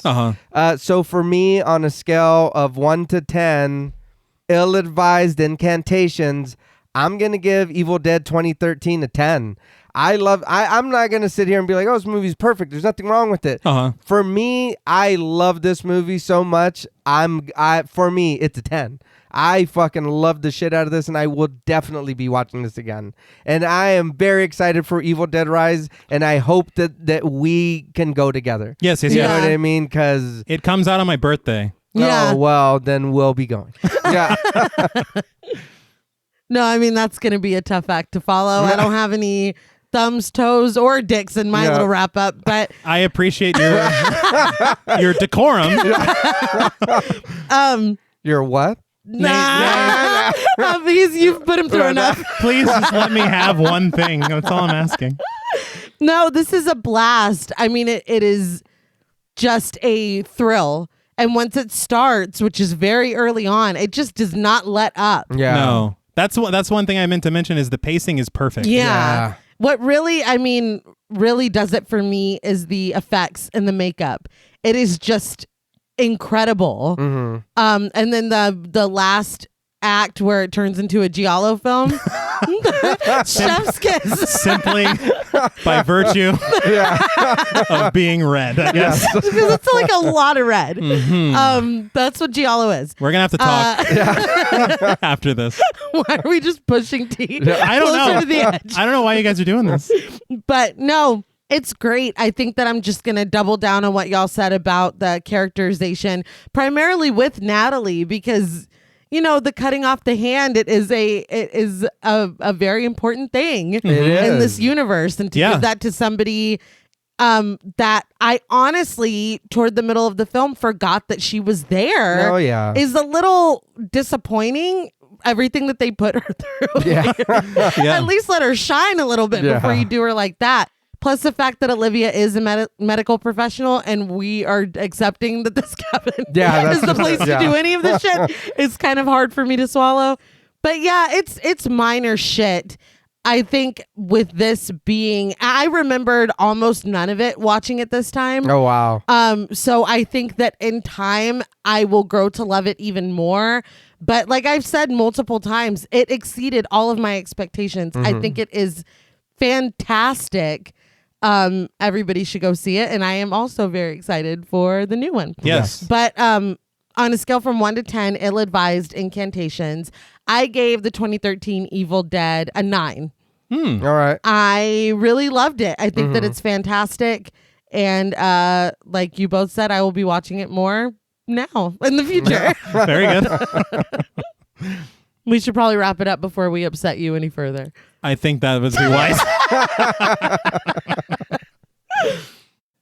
Well, that's all from us at Pod Mortem. What would you rate Evil Dead, and what should we watch next? Let us know on Twitter at the Pod Mortem. Don't forget to follow us on Instagram and like us on Facebook.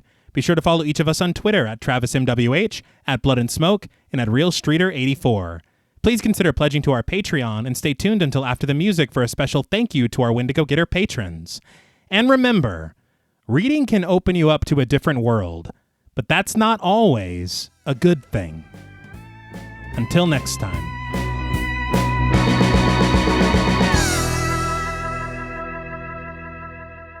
Thank you for staying tuned. We want to give a very special thank you to all of our Wendigo Getter patrons. Woo! Yeah! Hey. We did it! Well done. A special thank you to Chris Ontiveros, Kristen Lofton, Megan Martinez, Kimberly Bass, Sophie Hodson, Anthony Jerome M., Jordan Nash, Kent Morton, Lala Tamez, Travis Anissa Hunter, Miguel Myers ATX, Jennifer Perez, Allison O'Neill, Carissa, TJ and Angie Bronson, Gabrielle Trevino, Spooky Mom, Andy Teague, Applin Ontiveros, Karima Rhodes, Antonio Huerta, Kimberly Kleindienst, Will Brown, Sydney Smith, Osvaldo Soto, Jonathan, Bobby Holmes, Donna Eason, JD Rizak, Molly Gerhardt, Armand Spasto, Aaron Aguirre, Eggy, Brittany Ramatar, Charity Oxner, Amanda Six, Mandy Rainwater, Eden, Jordan Roberts, Dylan, Melissa Sierra, Holly Bryan, Jordan Blevins, Liz Heath, Spencer Montalvo, Pancake the Panda, John Ramos, Michael Newting, Alexis Roberts, Dan Laveau, Itzy M, Gary Horton, Leisha Olivier, Kate Lamp, Carlos and Sydney, Jessica Hunter, Helena Rudder, Alan Johnston, Mariah, Livy Fun, Mandy M, Scott Troutman Wise, Towton Watson, Mozzie Bear, Brittany G, Dave Burke, Adrian Stakes, Nick Spill, Emma Hagel Kissinger, Valerie G, Emiliana, Brian Glass, CB, Maya Noches, Taylor Santana, Will Lewison, Angelique, Smelly Poo Poo Head, Beth Bauer, Ben Coons, Cookie, Esperanza J, Jason Kyle OKC, Danielle Peralta, Hannah R, Brandon, Nicholas Carter, Sawyer Reese Farr, Dr. Diva Loves Horror, Girl That's Scary, M. Fryback, Cassandra, Andrea Simmons, Ashley Higuera, William Rush, Ryan Brom, Megan Ochoa, Laura Lassiter, Natalie de Guzman, Eileen O, Marissa E, Sydney, Henry F, Megan M, Paul Jordan, Christy Beck, Nancy and Andy, Amanda Lopez, Cody Graves, Andy Terrell, Wizard Boner, ML Tafoya, Abigail Spitzer, Katie K, Erica Morin, Cameron S, Nicole Stewart, Triss Wynn, K.87, Mariah Jensen, and Carrie Archambault. Hey! Thank you all. Yes, thank you. Yes, very much. We love you all so much, and we are so truly honored that you've decided to join us. Yeah. Yeah. I haven't done that 3 times. Definitely not. Definitely not. Until next time.